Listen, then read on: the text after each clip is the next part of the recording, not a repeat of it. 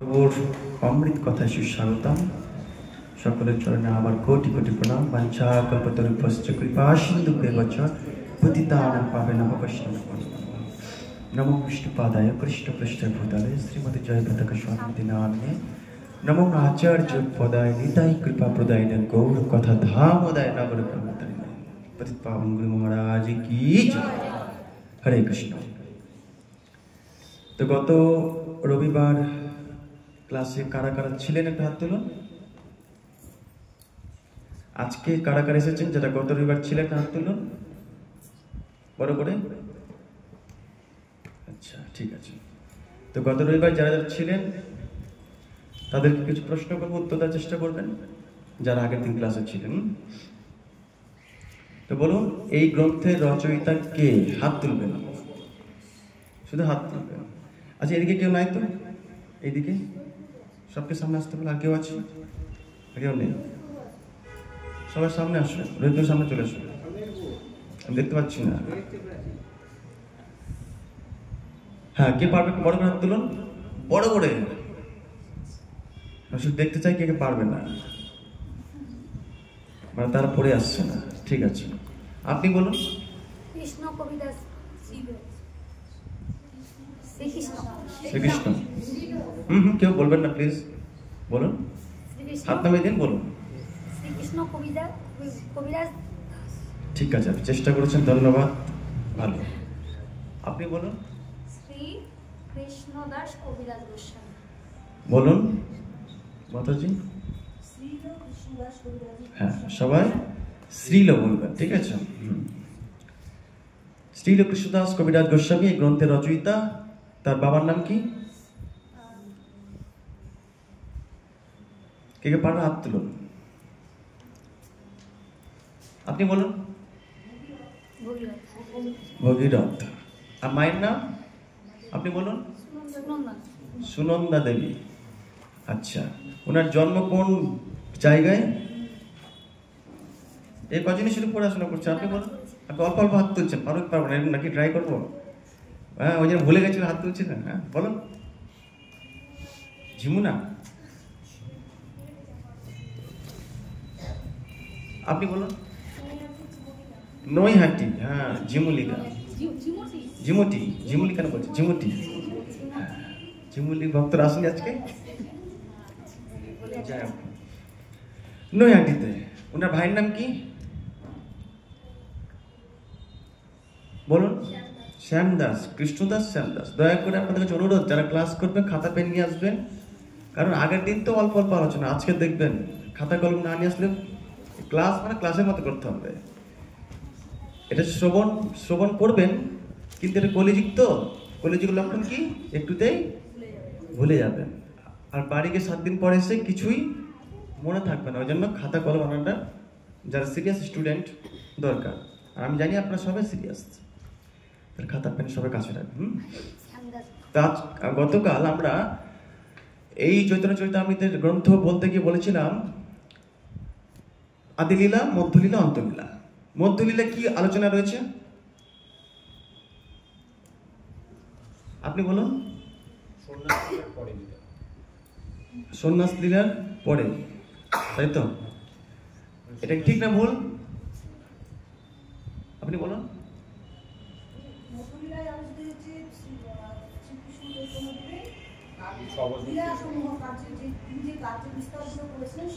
হ্যাঁ, ঠিকই বলেছেন আপনি, সন্ন্যাসের পরবর্তী, কিন্তু হ্যাঁ এটা বলতে হবে, কারণ 24 বছর তিনি সন্ন্যাস নিলেন, আর এদিকে 24, হ্যাঁ 24-এর পরবর্তী যে 6 বছর, এই 6 বছরটা মধ্যলীলায় পরিণত হয়েছে, যেটা তিনি বিভিন্ন জায়গায় ভক্তদের উদ্ধার করেছিলেন। দক্ষিণ ভারতবর্ষ, উত্তর ভারতবর্ষ, বৃন্দাবন, বিভিন্ন জায়গায় যে গিয়েছিলেন, হ্যাঁ সেইটা। আর অন্তলীলায় মহাপ্রভুর গম্ভীরা লীলাটা খুব সুন্দরভাবে বর্ণনা রয়েছে, ঠিক আছে। ওকে, তো কৃষ্ণদাস কবিরাজ গোস্বামী এই অন্তলীলার যে মহাপ্রভুতে একান্তে ছিলেন না সে সময়, তো শ্রী কৃষ্ণদাস কবিরাজ গোস্বামী কার কাছ থেকে সব খবরগুলো পেলেন? অন্তলীলা খবরগুলো কিন্তু ছিলেন না সেখানে। কে বলবে?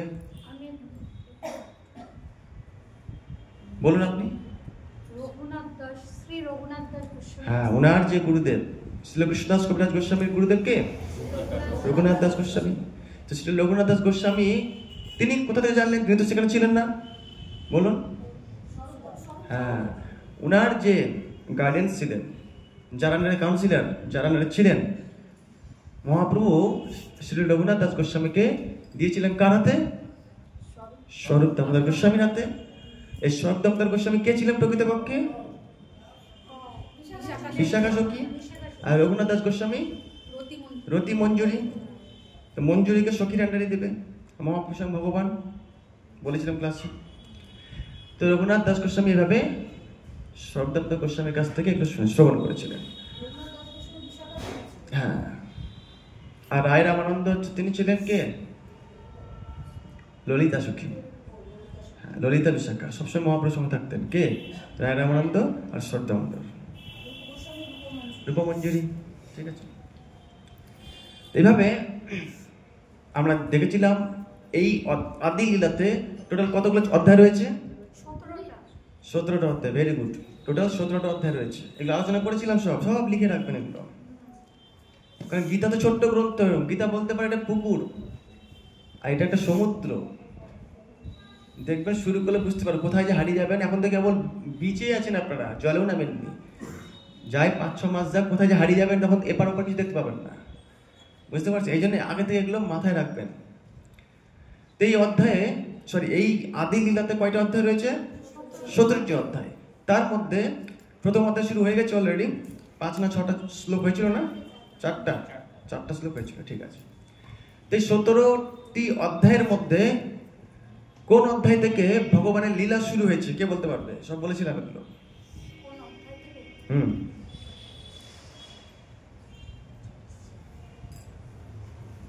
জানেন না? বলে দিই তাহলে। প্রথম অধ্যায় থেকে শুরু করে 12 নম্বর অধ্যায় অব্দি শুধু তত্ত্ব কথা রয়েছে, বুঝতে পারলেন? 13 থেকে 17টা, 13, 14, 15, 16, 17 এই 5টা অধ্যায়ে মহাপ্রভুর জন্ম থেকে শুরু করে সন্ন্যাসের আগ অব্দি লীলাগুলো রয়েছে। শুধু তত্ত্ব লীলা, মানে পঞ্চতত্ত্বের যে ব্যাখ্যা। এই যে প্রথম যে 14টা শ্লোক রয়েছে না এই অধ্যায়ে, এই 14টা শ্লোকের উপর 12টা চ্যাপ্টার। যেটা প্রথম 14টা শ্লোক বলেছিলাম সবাইকে মুখস্থ করতে হবে, নাহলে আপনি হারিয়ে যাবেন।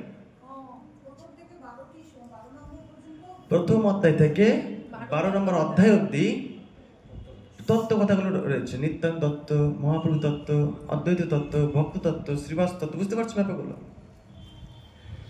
তারপরে লীলা কথা শুরু হয়েছে। আচ্ছা, কোনটা বেশি শুনতে আনন্দ হয়, লীলা না তত্ত্ব? লীলা। তত্ত্ব কথা বললে মানে এখানে মানে কেউ যদি ঘুমের ওষুধকে ঘুম না চলে আসে, তত্ত্ব ওষুধ খেয়ে ঘুম চলে আসবে, এরকম ব্যাপার। ঠিক আছে, তাই জন্য মহাপ্রভুর এই চৈতন্য চরিতামৃত পড়তে যখন শুরু করে না কেউ, প্রথমে এত তত্ত্ব শুনতে শুনতে ছেড়ে দেয়, থাক বাপরে কিছু মাথায় ঢুকে না, থাক। বুঝতে পারেন কি না? তো লীলাগুলো শুনতে ভালো লাগে, কিন্তু তত্ত্বটা কেন দরকার? কারণ ভগবান বলেছেন জন্ম কর্ম চ দিব্যম ইয়ো বেত্তি, যে তত্ত্ব তো জানতে পারবে। ঠিক আপনাকে আমি উদাহরণটা দিয়েছিলাম এর আগেও আপনাদেরকে। যদি আপনাকে খেতে দেওয়া হয় তো সবার আগে কি দরকার? সুস্বাদু খাবার তো সামনে রয়েছে, কিন্তু কি দরকার তার আগে? প্লেট দরকার না? প্লেট না হলে খাবেন কি করে? প্লেটটা হচ্ছে তত্ত্ব, মানে যাতে পাত্র যার উপর লীলাটা আসবে। কিন্তু প্লেটটা যদি আবার নোংরা থাকে, বালিতে ভরা থাকে, তো যত সুস্বাদু খাবার দিই না কেন খাবারটা কচকচ কচকচ করবে। আর বালিতে ভরা আছে, পায়েস দিয়েছে, দারুণ পায়েস, হেভি টেস্ট, কিন্তু কি করবে? কচকচ কিচকিচ করবে।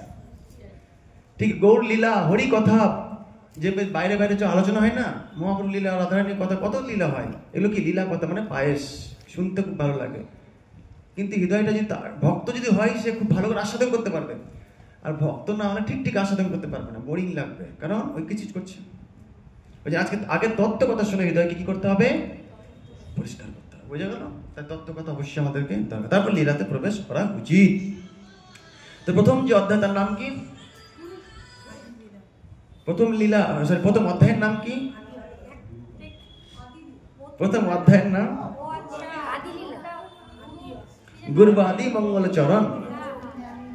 আপনারা থেকে বই দিলাম, পড়াশোনা করছেন না, বইগুলো আপনি নিয়ে নিতে হবে। কত আর পড়াশোনা করবেন? এগুলো চাপ নিবেন না, তাহলে সংসারে চাপ নিতে হবে। চাপ তো নিতেই হবে, যে কোনো একদিকে, হয় মায়ার চাপ নাহলে কৃষ্ণের চাপ। কোনটা নেবেন? সত্যি? তাহলে আপনি যদি বলেন চাপ হয়ে যাচ্ছে, দেখে চাপটা কমিয়ে মায়ের চাপ দিয়ে দিবে। বুঝতে পারছেন? এনিওয়ে, তো আমরা প্রথম প্রথম অধ্যায়ের প্রথম যে 4টি শ্লোক আলোচনা করেছিলাম, আমি একটু 5 মিনিট রিকাপ দিয়ে দিচ্ছি, কারণ অনেকে নতুন এসেছেন আজকে। তারপর তো শুরু করবো আজকে। সবার প্রথমে 6টি তত্ত্বকে প্রণাম জানাচ্ছেন শ্রীল কৃষ্ণদাস কবিরাজ গোস্বামী। 6টি তত্ত্ব। প্রথম তত্ত্বটি কি? শ্রী গুরু, শ্রী গুরুন, তারপর ভগবানের ভক্ত, তাই জন্য কি বলছেন? ঈশাম ভক্তবান। তারপর হচ্ছে ভগবানকে ঈশ্বর, ঈশান। তারপর ভগবান অবতার, ঈশান অবতারকান।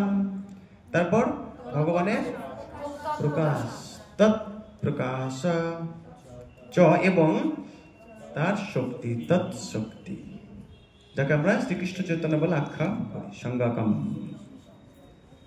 অর্থাৎ এই 5টি তত্ত্ব, এই 6টি তত্ত্বের কথা বলা হলো, মনে আছে? এই 6টি তত্ত্বকে প্রণাম জানালেন। তো গুরু তত্ত্ব কে কে বলুন? গুরু তত্ত্ব কে কে বলুন? ব্যাস, শিক্ষা গুরু, দীক্ষা গুরু।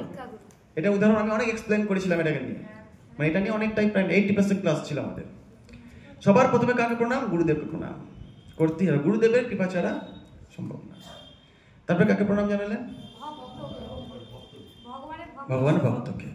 গুরু কৃপা ছাড়া, ভগবানের ভক্ত কৃপা ছাড়া ওদিকে যাওয়া যাবে না।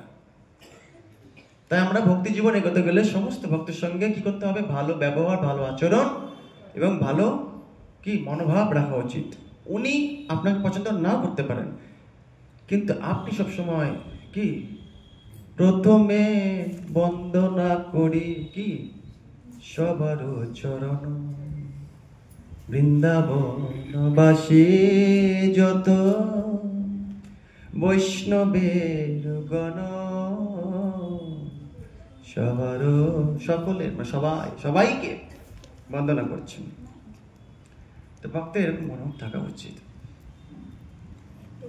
কেউ বলতে পারেন কোন ভক্ত আমার নামে এত বাজে কথা বলছে, ওর প্রতি একটা বাজে একটা মনোভাব চলে আসছে, আমি চাইছি না, হয়তো ভালো মনোভাবই রাখতে চাইছি, কিন্তু না ওর কথা মনে পড়লেই তো আমার নামে এরকম বাজে কথা বলছে, ওর মুখে দেখতে ইচ্ছা করছে, কিন্তু ভিতরে তো এরকম হচ্ছে, তাই না? বাইরে তো আমরা হয়তো ভালো হরে কৃষ্ণ মাতাজি, হরে কৃষ্ণ, কিন্তু ভিতরে তো ওকে দেখলে রাগটা উঠছে। এটা কি করে দূর করবো? প্রশ্ন হতে পারে, হ্যাঁ কি না? তো মনে কর সবকিছুই ভগবানের ইচ্ছাতে হচ্ছে। ভালো করে শুনবে এই জায়গাটা, এটা আমাদের কিছু প্র্যাকটিক্যাল কথাগুলো আলোচনা করি।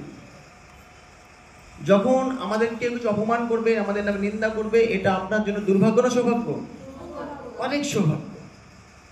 যদি আপনি রেগে যান এটাতে, বা আপনি এটাতে অভিযোগ করেন, তাহলে ভগবান আপনাকে সেই সুযোগ আর দেবে না আপনাকে অপমান করে। কেন? কারণ আপনাকে যদি কেউ অপমান করে, এটা হচ্ছে ভগবান আপনাকে পিউরিফিকেশন করছেন, মানে এটা ভগবানের কৃপা। আর আপনি বলছেন না, আমাকে এরকম কেন বললো, দেখছি।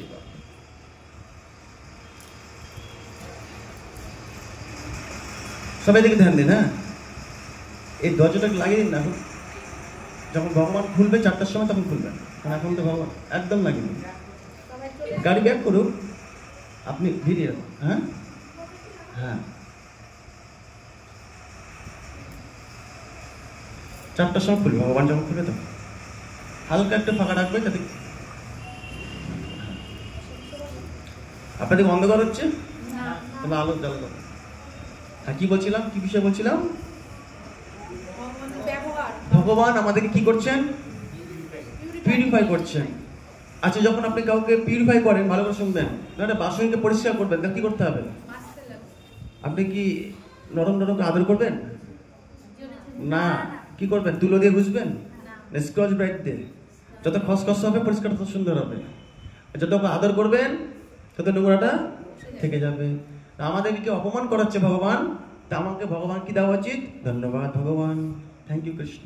তাহলে আমার কি হচ্ছে? এটা পিউরিফিকেশন। আর আপনি যদি রেগে যান, আমি ওর সঙ্গে কথা বলবো না, ওর সঙ্গে তাকাবো না, এ করবো না, তাহলে ভগবান আপনার প্রতি চাপটা সরিয়ে নেবে। তখন আপনার হৃদয়ে কি থাকবে? অহংকার। কর্তা অহমিতি মন্যতে প্রকৃতি ক্রিয়মানা আনি গুণই কর্মানি সর্বস্ব অহংকার বিমূঢ় আত্মা কর্তা অহমিতি মন্যতে। সবকিছু প্রকৃতির দ্বারা হচ্ছে, কিন্তু সে ভাবছে আমি করছি। বোঝা যাচ্ছে ব্যাপারটা? তাহলে আমাদেরকে কোনো চাপ হবে কেউ যদি আমাদের নাম কিছু বলে? দারুণ ব্যাপার, সে তো আমার জন্য ওয়াশিং মেশিনে কাজ করছে। আচ্ছা, শুকর কি খায়? অন্য প্রাণী 20 টাকা, তো 20 টাকা ভালো না পরিষ্কার নাকি নোংরা জিনিস? তো অন্যান্য নোংরা পরিষ্কার করছে কে? শুকর। তাহলে আমার মানে সেই তার জন্য শুকরটা ভালো না খারাপ হলো? কি বুঝতে পারছেন? কেউ আপনার নামে নিন্দা করছে মানে কি আপনার নোংরা গুলো সে কি করছে? দারুণ ব্যাপার, পরিষ্কার করছে। এটা আপনার জন্য ওয়াশিং মেশিন হয়ে গেল। আর আপনি যদি তাকে বকেন, বকাবকি করেন, সে চলে যাবে, তাহলে আপনার নোংরা আপনার কাছে থাকবে। সেই চিন্তা দিয়ে আমাদের কৃষ্ণ ভজন আর হবে না। তারপরে চিন্তা করে যত ভক্তরা আছে না, শুদ্ধ ভক্তরা, তাদেরকে অনেক সহ্য করতে হয়েছে এবং তারা সেটাকে আনন্দ করে নিচ্ছে। ওয়েলকাম।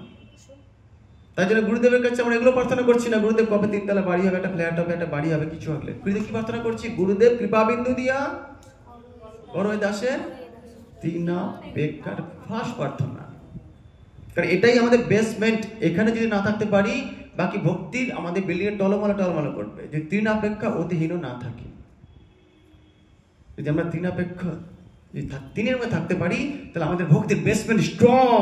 যদি ভূমিকম্প হয়ে যায়, ভক্তির বিল্ডিং আপনার ভাঙবে না। বোঝা গেল? গাছের শিকড় যত গভীরে প্রবেশ করবে, তত সে উপরে ঝড়, বাতাস, ভূমিকম্প, বৃষ্টি সহ্য করতে পারবে। আর যদি উপর উপর থাকে একটুতে, আমাদের ভক্তির যে মূল বা শিকড় যত গভীরে প্রবেশ করবে, আর গভীরটা কি দেখা যায়? কত ভিতরে প্রবেশ দেখা যায়? ওটা দেখানোর জিনিস? এটা ভিতরের জিনিস। ভক্তিটা ভেতরের জিনিস। সেই জায়গায় স্ট্রং থাকতে হবে। আর সেই জায়গায় শক্তি কোথা থেকে পাবেন? এই মহাপ্রভুর লীলা থেকে পাবেন, অবশ্যই পাবেন। দেখুন, তা আমরা চলুন আমরা শুরু করি। কি বোঝা যাচ্ছে সবার? তাই আমাদের কোনো চাপ নেওয়ার কোনো প্রয়োজনই নেই। সবই কিছু কার ইচ্ছা হচ্ছে? ভগবানের ইচ্ছায়। এইভাবে ভগবান এই যে শ্রী কৃষ্ণদাস কবিরাজ গোস্বামী প্রার্থনা করলেন। তারপর কাকে প্রার্থনা করলেন? সেই পূর্ব দিকে উদয়মান গৌর রঘুরাঙ্গ প্রভু আর নিত্যানন্দ প্রভুকে প্রণাম করলেন। কত নম্বর শ্লোকে? 2 নম্বর শ্লোকে। আর 3 নম্বর শ্লোকে কি করলেন? মহাপ্রভু যে কে, তার পজিশনটা কি?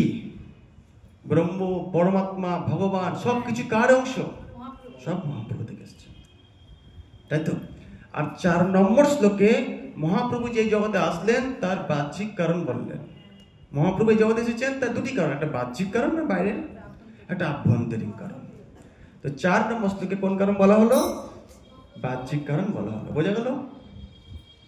কি বাহ্যিক কারণটা কি ছিল মনে আছে? বলো। কৃষ্ণ প্রেম দেওয়ার জন্য এসেছেন। অনার্পিত চরিং চিরাত করুণ অবতীর্ণ কালো সমর্পিত উন্নত উজ্জ্বল রসাংশ ভক্তি শ্রীরাম হরিপুরট সুন্দর দুতি কদম্ব সন্দীপিত মম হৃদয় কন্দর সদস্ফূর্ত সচিনন্দনা। সবার হৃদয়ে যেন সচিনন্দন গৌর হরির আবির্ভাব হোক। তিনি বলছেন না কিন্তু আমার হৃদয়ে, সকলের হৃদয়ে। বুঝতে পারছেন? তার মানে কি এখানে কি করছেন? উনি প্রার্থনা করছেন, আশীর্বাদ করছেন। অধ্যায়ের নাম মনে আছে? অধ্যায়ের নাম মঙ্গলাচরণ। মঙ্গলাচরণে 3টা বিষয়: বস্তু, আশীর্বাদ, প্রণাম। বুঝতে পারছেন? তার মানে আশীর্বাদ। চলো আমরা আগে গেলে দেখতে পাবো। তো আজকে আমরা 5 নম্বর শ্লোকে প্রবেশ করব। তো সবাই চৈতন্য চরিতামৃত প্রথম অধ্যায় 5 নম্বর শ্লোক খুলুন। আচ্ছা, বোর্ড তো আছে, পেন আছে? বোর্ডটা কি মোছা আছে না লেখা আছে? হ্যাঁ, মোছা হয়ে গেছে। ঠিক আছে। তো আজকে আমরা 5 নম্বর শ্লোকে কি জানতে পারবো? ভগবানের আগমনের কি কারণ জানতে পারবো? বলুন বলুন বলুন। আভ্যন্তরীণ কারণ জানতে পারবো। তা আমার সঙ্গে সবাই শ্লোকটা অন্তত মনে মনে বলবেন, ঠিক আছে? আর অনুবাদ তো সবাই আমরা আলোচনা করবো। চলুন। রাধা কৃষ্ণ প্রণয় বিকৃতি আল্লাদিনী শক্তি রশ্মা। বলো।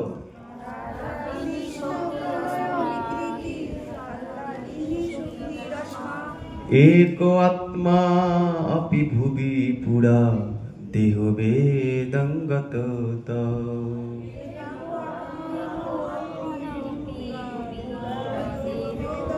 চৈতন্য আখ্যম প্রকট মধুনা তদ অদ্বয়ং চৈকমাপ্তম।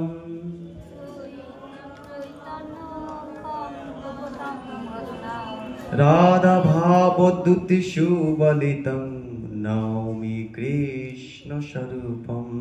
রাধা ভগবতী সুচরিতং নৌমি কৃষ্ণ স্বরূপম। তাভ্যন্তরীণ কারণ জানাচ্ছেন এখানে শ্রী রাধিকা শ্রীকৃষ্ণের প্রণয়ের বিকার স্বরূপা। সুতরাং শ্রীমতী রাধারানী কৃষ্ণের আহ্লাদিনী শক্তি। তো সবাই প্রথম লাইনটা বুঝতে পেরে গেছেন? রাধারানী কে? ভগবানের আহ্লাদিনী শক্তি। এই জন্য শ্রীমতী রাধারানী এবং শ্রীকৃষ্ণ এক আত্মা হলেও তারা তো এরকম না, এই জগতে আমরা সবাই কিন্তু সেপারেট, মানে আলাদা আলাদা আত্মা। রাধা কৃষ্ণ কোন আত্মা? এক আত্মা হলেও, এক আত্মা হলেও কি বলছে দেখুন, এক আত্মা অপি, অপি মানে হলেও, ভুবি পুরা দেহ বেদাং, মানে তারা কি দুইটি দেহ নিয়ে অনাদিকাল থেকে গোলক বৃন্দাবনে এই দুইটি পৃথক দেহে ধারণ করে বসে আছে। তাহলে বুঝতে পারছি সবাই রাধা কৃষ্ণ কোন আত্মা? একটি আত্মা। তা হলেও তারা দুইটি দেহ নিয়ে গোলকে নিত্যকাল থেকে আছেন। ওকে, এখন সেই দুই চিন্ময় দেহ পুনরায় একত্রে যুক্ত হয়ে শ্রীকৃষ্ণ চৈতন্য নামে প্রকট হয়েছে। বুঝতে পারছি সবাই? খুব সহজ, কঠিন না। মহাপ্রভুকে রাধা কৃষ্ণ মিলিত তনু নহে অন্য, তিনি একই দেহে এই জগতে কি কলিতে শ্রীকৃষ্ণ চৈতন্য। রাধা কৃষ্ণ একই দেহে শ্রীকৃষ্ণ চৈতন্য। বোঝা গেল? ঠিক, আমি একটা এই জিনিসটা তত্ত্বটা বোঝানোর জন্য একটা সহজ উদাহরণ দিয়েছিলাম, মনে আছে? হ্যাঁ, রসমালাই। ভেরি গুড, মনে আছে। দুধ, দুধ থেকে কি তৈরি হয়? ছানা।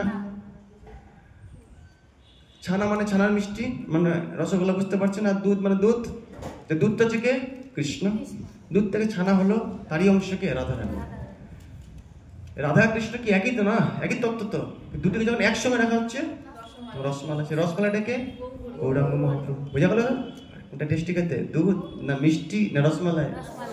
সবকিছু পাচ্ছেন, দুধও পাচ্ছেন, মিষ্টিও পাচ্ছেন। হ্যাঁ, তাহলে এই চৈতন্য মহাপ্রভু কলিযুগে কি রসমালাই, রসের সমুদ্র। বোঝা গেল?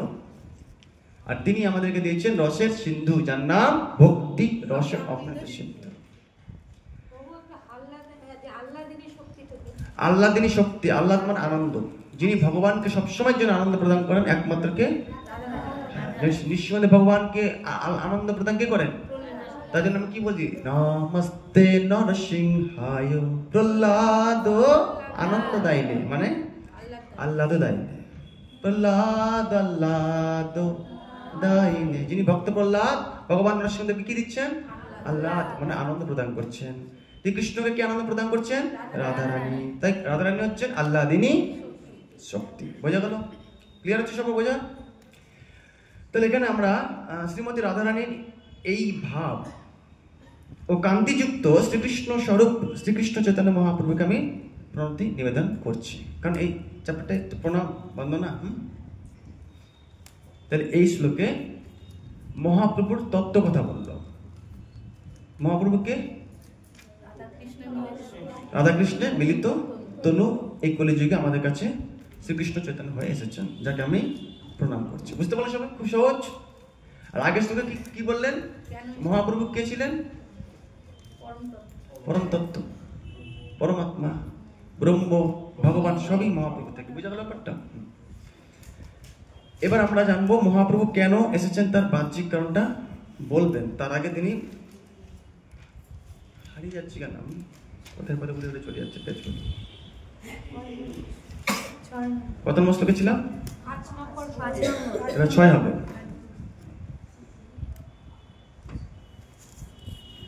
এখন প্রশ্ন হচ্ছে, রাধা এবং কৃষ্ণ একই দেহে কেন আসলেন মহাপ্রভু রূপে? আলাদা হয়ে তো আসতে পারতো। শ্লোকে তাই বলছে না? কারণ এই কৃষ্ণ যখন ভগবান শ্রী রামচন্দ্র ছিলেন না, সব সময় সঙ্গে কি থাকতো? তীর্থন। কেউ কিছু করলে 3 দিন ওখানে শেষ। হ্যাঁ, তাই কি না? বালিকে মেরে দিল, কত অসুরকে মারলো, তাই কি না? এইটা দেখে কিন্তু সীতা দেবীর পছন্দ হচ্ছে না। সীতা দেবী বললেন, তুমি যদি এরকম করো তোমার সঙ্গে থাকবো না। তখন রামচন্দ্র বলেছিল, চিন্তা নেই, আমি পরের বার আসবো, তখন অস্ত্র ধারণ করবো না। হ্যাঁ, তাহলে ঠিক আছে। পরের বার সেই রামচন্দ্র কি হয়ে আসলেন? কৃষ্ণ হয়ে আসলেন। আর কৃষ্ণ বৃন্দাবনে যে মেরেছেন, একটা অস্ত্র ধরে থাপ্পড় ঘুষি মেরে সব শেষ। কংসকে তো 2 ঘুষিতে শেষ করে দিয়েছেন।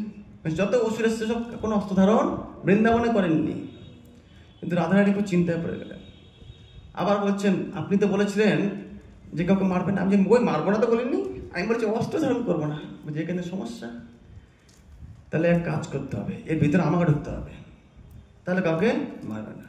তার জন্য রাধারানী কৃষ্ণের সঙ্গে ঢুকে গেছে, এক হয়ে গেছে, কলির জীবকে মারা যাবে না। একবার ভুল করেছিল, একবার একদম অস্ত্র ধারণ করতে সঙ্গে সঙ্গে নিত্যানন্দ এসে স্টপ করে দিত, তাই না?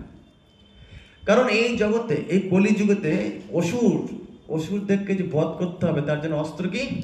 প্রেম দিয়ে। তার জন্য মহাপ্রভু কি নিয়ে এসেছেন আমাদের জন্য?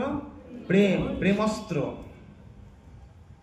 শ্রীকৃষ্ণ চৈতন্য প্রভু জীবে দয়া করি, সপার্ষদ স্বীয় ধাম সহ অবতরী, তাই না? তিনি সমস্ত পার্শ্বদ বন্ধুদেরকে নিয়ে এসেছেন কি দেওয়ার জন্য? অনার্পিত জরিং চিরাত করুণ অবতীর্ণ, যেটা কাউকে কখনো দেওয়া হয়নি, সে প্রেম দেওয়ার জন্য। তাই প্রেম যদি হৃদয়ে রাখেন, আপনি সত্যি সবাইকে হৃদয় থেকে ভালোবাসেন, প্রেম দিয়ে রাখেন, সবাইকে আনন্দে রাখতে পারেন, তাহলে আপনার নামে যে কেউ নিন্দাও করে, ধরুন আপনার নামে কেউ নিন্দা করছে অন্য জায়গায়, ওই তখন বাড়ি কি বলছে, ওই ভক্তের নামে নিন্দা করছে, ওই তো সবসময় ভগবানের নামের মতো থাকে, সবসময় তাকে দেখলে ভগবানের, তার নামে আপনার প্রতি কেমন যেন আমার ভাবটা হয়ে যাচ্ছে। বুঝতে পারছেন ব্যাপারটা? এইরকম হতে হবে, কিছু বুঝতে পারছেন যেটা আমি বলতে চাইছিলাম? এইরকম হতে হবে। এনিওয়ে, তাই জন্য মহাপ্রভু অবতারে তিনি অস্ত্র ধারণ করলেন না সব অসুরকে, কারণ কলি যুগে তো সবাই অসুর, হয় কি না? সত্য যুগে অসুর লোক দেবতা লোক আলাদা ছিল, তার যুগে এক দেশ আর এক দেশ হলো, রাম রাবণ, তারপরে একই ফ্যামিলিতে মামা ভাগনা, আর কলিতে একই শরীরে, যত দেবতা গুণ অসুর গুণ সব একই শরীরে। তাই এরকম যদি বধ করতে সবাই তো মারা যাবে, তাই হরিনামের বন্যা আনিলেন, দিয়ে হরিনাম দিয়ে উদ্ধার করছেন। ঠিক আছে, এবার মহাপ্রভু এখানে এই এসেছেন, তার আভ্যন্তরীণ কারণ 6 নম্বর শ্লোকে বলা হবে। 6 নম্বর শ্লোকটা আমরা পড়বো। শ্রী রাধায়া প্রণয় মহিমা কি দৃশ্যবান বস্বাদ্বা येनाद्भुत मधुरिमा की दृश्यवामोदीय शौखञ्चष्प मदन भवत की दृश्यं वेत्तुलोभात्वद्भवद्वः समजनि शचिगर्भ सिन्धु हरिन्दु। तो महाप्रभु এই কলিযুগে এসেছেন 3টি কারণে, ভালো করে শুনবেন। আভ্যন্তরীণ কারণ কয়টি? 3টি। প্রথমটা কি? শ্রী রাধারানীর মহিমা কিরকম সেটা জানার জন্য, বুঝলেন? এই রাধারানীর মহিমা না, রাধারানীর প্রেমের মহিমা। কৃষ্ণ বলছে রাধারানী আমাকে যে এত ভালোবাসে যে তার কি, কেমন ভালোবাসে, কেমন ভালোবাসে, এই ভালোবাসে কি আনন্দ পায়, মানে রাধারানী আমার প্রতি যে অদ্ভুত মাধুর্য আস্বাদন করেন, সে মাধুর্য বা কিরকম, বুঝতে পারলেন? আর 3 নম্বর কি? সে মাধুর্য আস্বাদন করে কি সুখ পায়। এই 3টি বোঝার জন্য কৃষ্ণ গৌর হরি হয়ে আসলেন। প্রথমটা কি বললাম? রাধারানীর প্রেমের মহিমা 1 নম্বর কারণ।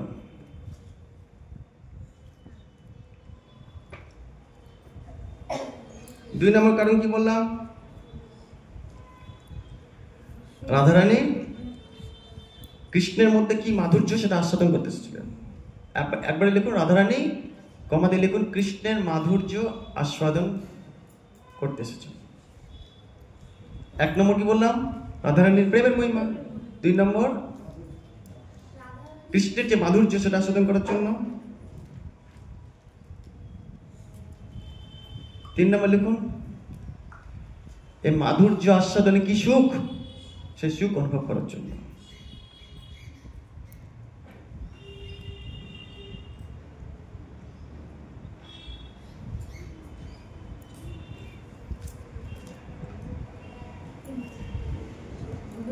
কৃষ্ণের মাধুর্য, প্রথমটা কি লিখলেন?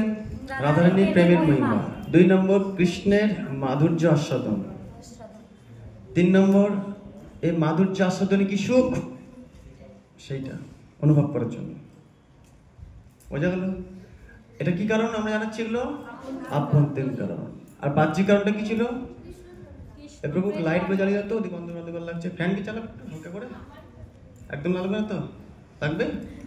যদি বলেন তো একটা চালানো যাবে, আমার সঙ্গে গরম লাগতে পারে, ঠান্ডা লাগলে অফ করে দেবেন।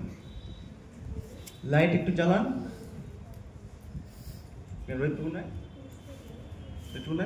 কোথায় গেছে?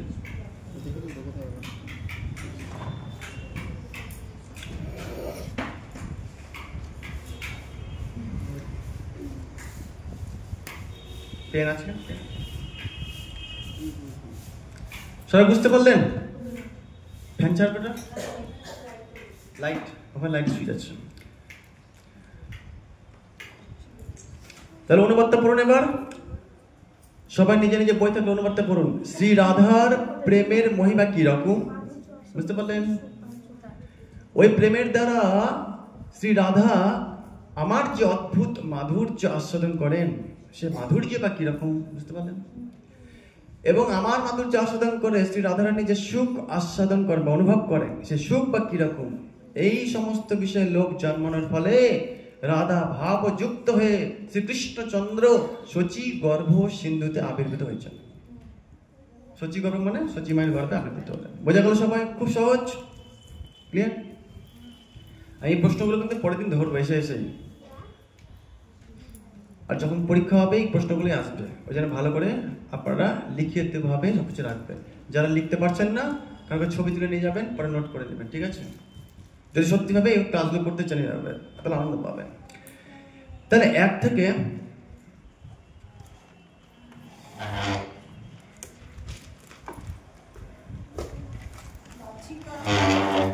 এই 14টা শ্লোকের পর আছে।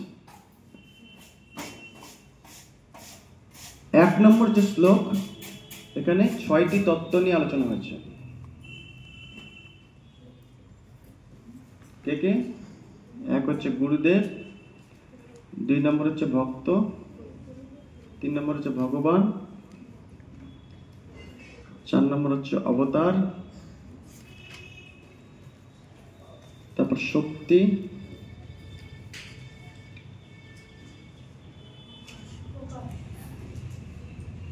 আর কে বাকি আছে? ভগবানের প্রকাশ। ব্যাস,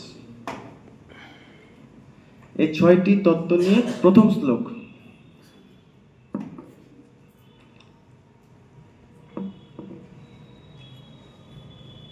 শ্লোক 1, যদি লিখুন, খুব তাড়াতাড়ি লিখুন। এখানে গৌর নিতাই, গৌর নিতাই প্রণাম।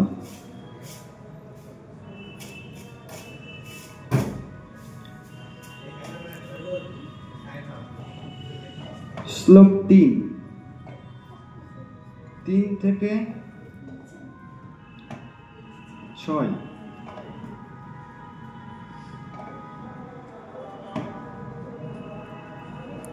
মহাপ্রভুর তত্ত্ব, ঠিক আছে? 3 থেকে 6 মহাপ্রভুর তত্ত্ব।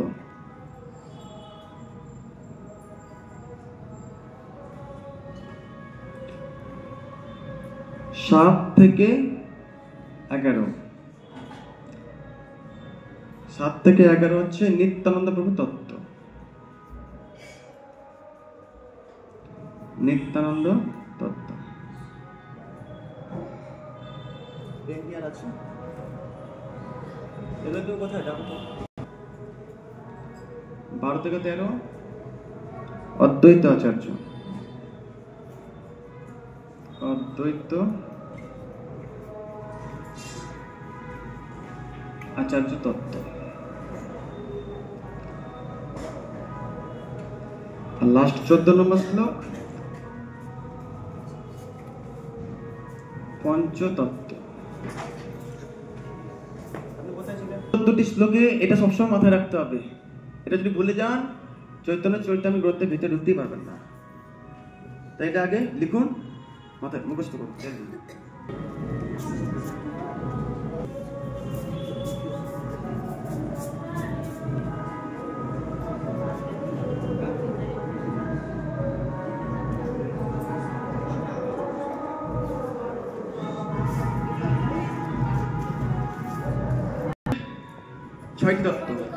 ছয়টি তত্ত্ব মুখস্থ হয়েছে সবার, হয়ে গেছে। 2 নম্বরে কি আছে?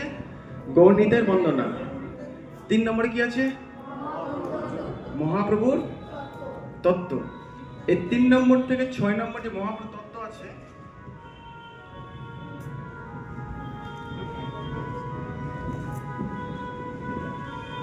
যে মহাপ্রভু তত্ত্ব রয়েছে তার মধ্যে কি দেখা যাচ্ছে?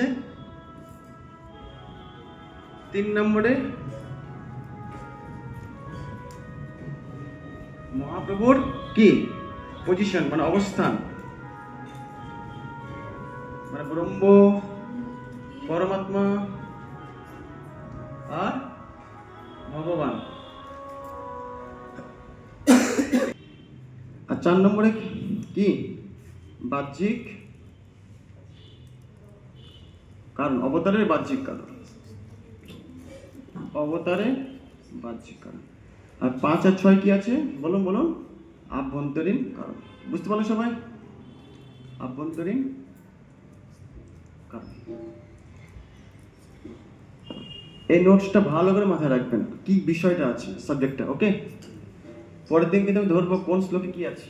শ্লোক মুখস্থ নতো এইগুলো রেডি রাখবেন। 7 থেকে 11 নিত্যানন্দ তত্ত্ব। তা আমাদের এখন অব্দি 6 অব্দি হয়ে গেছে। 3 হচ্ছে মহাপ্রভু অবস্থান, ব্রহ্ম, পরমাত্মা, ভগবান। ব্রহ্ম, পরমাত্মা, ভগবান, 3টি যে মহাপ্রভু থেকে এসেছে। ঠিক আছে? আর একটা সপ্তাহ অপেক্ষা করুন, তারপর আমি বড় বোর্ড ব্যবস্থা করছি, এটা আসবে, তখন আপনারা দূর থেকেও দেখতে পাবেন। 4 নম্বরটা হচ্ছে কি বাহ্যিক কারণ। এখানে লিখে রাখুন, অবতারের বাহ্যিক কারণ। মহাপ্রভুর যে আগমন, এসেছেন অবতার, তার বাহ্যিক কারণ। আর 5 আর 6টা কি আভ্যন্তরীণ কারণ।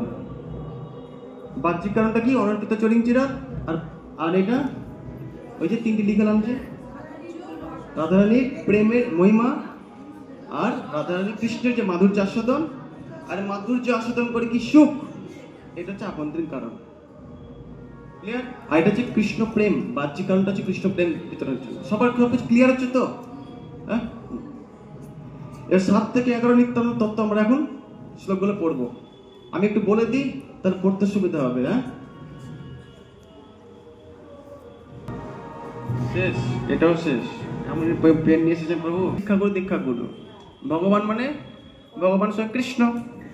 আচ্ছা, তারপর ভগবানের অবতার কে? কে বলতে পারো ভগবান অবতার কে? বলো। ভগবান অবতার অদ্বৈত আচার্য। হ্যাঁ, আর ভগবানের শক্তি রাধা রানী। ভগবানের শক্তি মানে গদাধর পণ্ডিত। ঠিক আছে? আর ভগবানের যে প্রকাশ স্বরূপ, হ্যাঁ, এটা যে নিত্যানন্দ প্রভু। আর ভক্ত শ্রীবাস ঠাকুর। বোঝা গেল পঞ্চতত্ত্বের ব্যাখ্যাটা? বুঝতে পারলেন? আচ্ছা, এটা একটু পরে আসবো আমরা। পঞ্চতত্ত্বের যে শেষ 14 নম্বর শ্লোকটা ছিল না, পঞ্চতত্ত্ব, সেখানে আছে ভক্ত রূপ স্বরূপকম শ্লোকটা, ভক্ত শ্রীবাস ঠাকুর। তো দেখুন, আমি একটু মুখে মুখে বলছি, সময় নষ্ট করে লাভ নেই। বাহ, নিত্যানন্দ প্রভু জয় জয়। পরিত পাবন নিত্যানন্দ প্রভু কি? আরে নিতাই কৃপা ছেড়ে কি আর এগোনো যায়? হ্যাঁ, সেই তো। দেখুন, এই নিত্যানন্দের 6টি প্রকাশ রয়েছে। কয়টা প্রকাশ? 6টি। এই জিনিসগুলো বুঝে নিলে শ্লোকগুলো পড়তে সুবিধা হবে। প্রথমটা হচ্ছে কি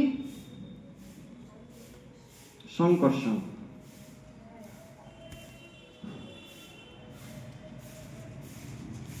দ্বিতীয়টা হচ্ছে মহাবিষ্ণু।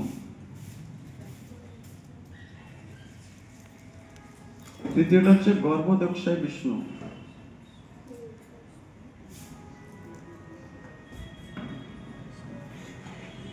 আর 4 নম্বরটা হচ্ছে ক্ষীরদক্ষায় বিষ্ণু।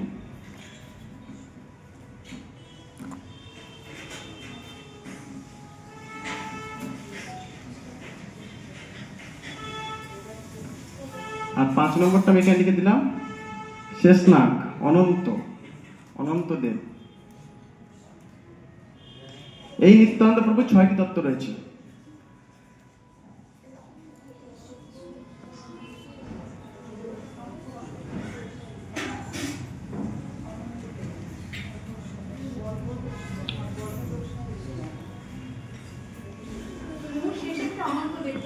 অনন্তদেবটা এখানে আমার জায়গা নেই, তাই আমি এখানে লিখেছি। ঠিক আছে?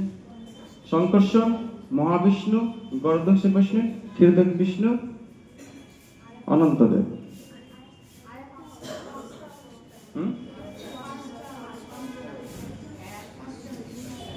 না অ্যাকচুয়ালি সংকর্ষণ দুটো আছে কি না সেইভাবে, মানে প্রথম চতুর্ভুজ দ্বিতীয় চতুর্ভুজ, মানে দুটো সংকর্ষণ আছে। না প্রথম অ্যাকচুয়ালি কি হয় আমি বলেছিলাম আপনাদেরকে, কৃষ্ণের ডান অঙ্গ থেকে, কি বললাম, ডান অঙ্গ থেকে বলরামের সৃষ্টি হলো, আর বাম অঙ্গ থেকে রাধারানীর সৃষ্টি হলো। তো রাধারানীর তত্ত্বগুলো আলাদা, আর হ্যাঁ শক্তি তত্ত্ব, বলরাম তত্ত্ব এখান থেকে আসলে কে, প্রথম চতুর্ভুজ, সংকর্ষণ বাসুদেব প্রদ্যুম্ন অনিরুদ্ধ। সেই সংকর্ষণ থেকে দ্বিতীয় চতুর্ভুজ আসলো, আবার সংকর্ষণ বসুদেব অনিরুদ্ধ চতুর্ভুজ, হ্যাঁ একই জিনিস দুবার। আর দ্বিতীয় সংকর্ষণ থেকে মহাবিষ্ণু থেকে গর্ভস্থ বিষ্ণু, এখান থেকে ক্ষীরোদস্থ বিষ্ণু এবং অনন্তদেব, দুটো একসঙ্গে।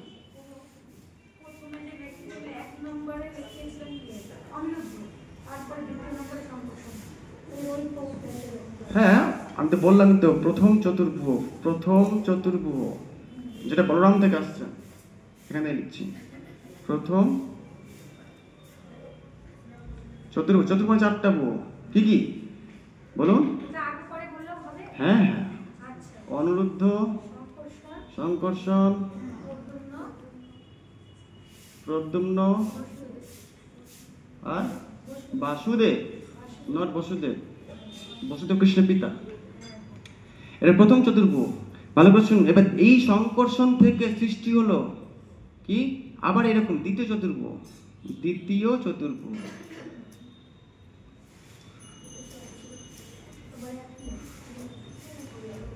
বুঝতে পারলেন? মানে সেম একই, আবার অনিরুদ্ধ একই, বাসুদেব সংকর্ষণ প্রদ্যুম্ন। সবাই বুঝতে পারছেন কি ব্যাপারটা? এই সেকেন্ড চতুর্ভুজ যেটা রয়েছে এর মধ্যে কি রয়েছে, সংকর্ষণ আছে কিনা, ওই সংকর্ষণটা হচ্ছে এইটা, বুঝতে পারছো ব্যাপারটা? সেই সংকর্ষণ থেকে তৈরি হলো কে, মহাবিষ্ণু থেকে তৈরি হলো গর্ভস্থ বিষ্ণু থেকে সৃষ্টি হলো, এটা একসঙ্গে। এটা হচ্ছে নিতাই 6টি তত্ত্ব, 1 2 3 4 5 6, বোঝা গেল? এটা সংকর্ষণ দুটো, প্রথম চতুর্ভুজ সংকর্ষণ, সেকেন্ড চতুর্ভুজ সংকর্ষণ। ক্লিয়ার হলো সবার? ক্লিয়ার? আচ্ছা এবার আপনারা বলুন, এটা যদি ক্লিয়ার থাকে তাহলে ওই যে শ্লোকগুলো সবগুলো ক্লিয়ার হয়ে যাবে। তাহলে বলুন এই সংকর্ষণ কার অংশ, মানে নিতাইয়ের অংশ। বলরাম নিতাই একই, তাই বলরামের অংশ, ক্লিয়ার একদম? আর এই মহাবিষ্ণুকে বলরামের অংশের অংশ, বুঝতে পারছেন? আর গর্ভস্থ বিষ্ণুকে ভগবানের অংশের অংশ, আর এটাকে অংশের অংশ। একদম ক্লিয়ার? শ্লোকগুলো এইভাবে লেখা আছে, সাংশ বা অংশ এভাবে লেখা আছে, যাতে বুঝতে সুবিধা হবে। ঠিক আছে সবার? এবার আমরা শ্লোকে যাই। শ্লোকে আমরা 7 নম্বর থেকে 11 নম্বর শ্লোক নিত্যান্ত তত্ত্বগুলো রয়েছে, আমরা একটু শ্লোকে আলোচনা করি। দেখুন প্রথম 7 নম্বর শ্লোকটা, গর্ভদোষায়ী চ পয়দোষায়ী শেষস্য যস্য অংশ কলহ স নিত্যানন্দ অক্ষরাম শরণং মমস্তু। কি লেখা আছে অনুবাদ শুনুন সবাই। সংকর্ষণ কারণ দক্ষায় বিষ্ণু, সবাই ধ্যান দিবেন একটু। এই যে কারণ দক্ষায় বিষ্ণু আছে না, আর আমি ওখানে কি লিখেছি, মহাবিষ্ণু লিখেছি না, দুটি সেম। বুঝতে পারলেন? মহাবিষ্ণু মানে কারণ দক্ষায় বিষ্ণু। তো বলছে সংকর্ষণ কারণ দক্ষায় বিষ্ণু, গর্ভদক্ষায় বিষ্ণু, ক্ষীরদক্ষায় বিষ্ণু এবং অনন্তদেব, যার অংশ কলাম, কার অংশ, সেই নিত্যানন্দ নামক বলরাম আমার আশ্রয় হোক। বোঝা গেল? একদম ক্লিয়ার? সবাই ক্লিয়ার?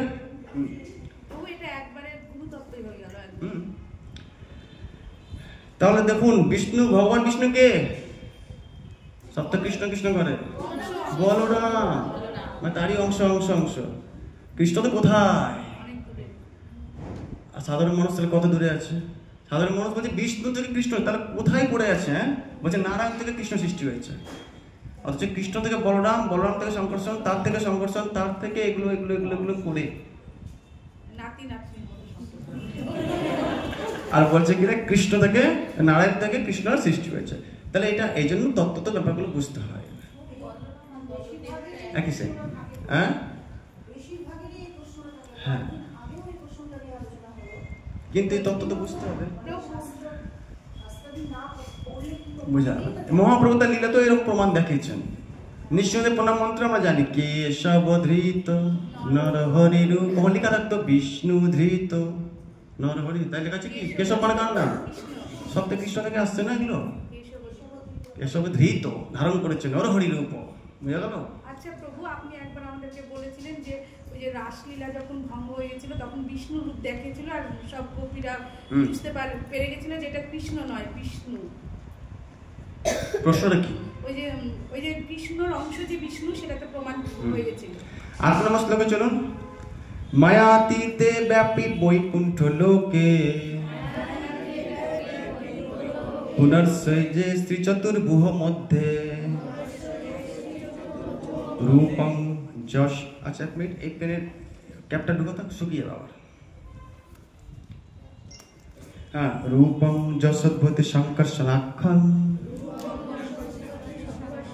রূপং যশোদ্ভূতি সংকর্ষণ আখ্যাং তং নিত্যানন্দ রামং প্রপদ্যে।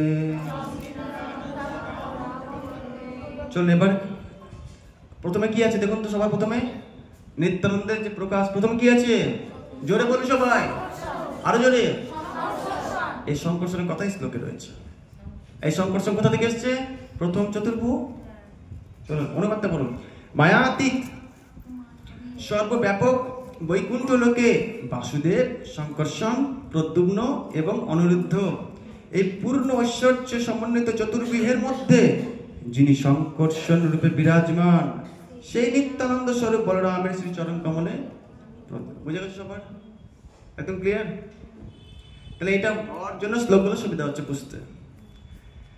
এবার 9 নম্বর শ্লোক চলুন। মায়া ভর্তা জান্ড সংগশ্রয়াং সেতে সাক্ষাৎ কারণম বোধি মধ্যে যস্য একাংশ শ্রীপুমান আদিদেব তম শ্রী নিত্যানন্দ রামং প্রপদ্যে। তাহলে এবার সংকর্ষণের পর কি আছে দেখুন বোর্ডে, মহাবিষ্ণু অথবা তার ব্যাপারে এই শ্লোকটা বলছেন, ঠিক আছে? তো প্রথমে লেখা আছে কি দেখুন, ব্রহ্মাণ্ড সময়ের আশ্রয় রূপ। তাহলে আমি পরের দিন জিজ্ঞাসা করবো মহাবিষ্ণুর একটা বৈশিষ্ট্য বলুন, তখন বলবেন সমস্ত ব্রহ্মাণ্ডকে তৈরি করেছে।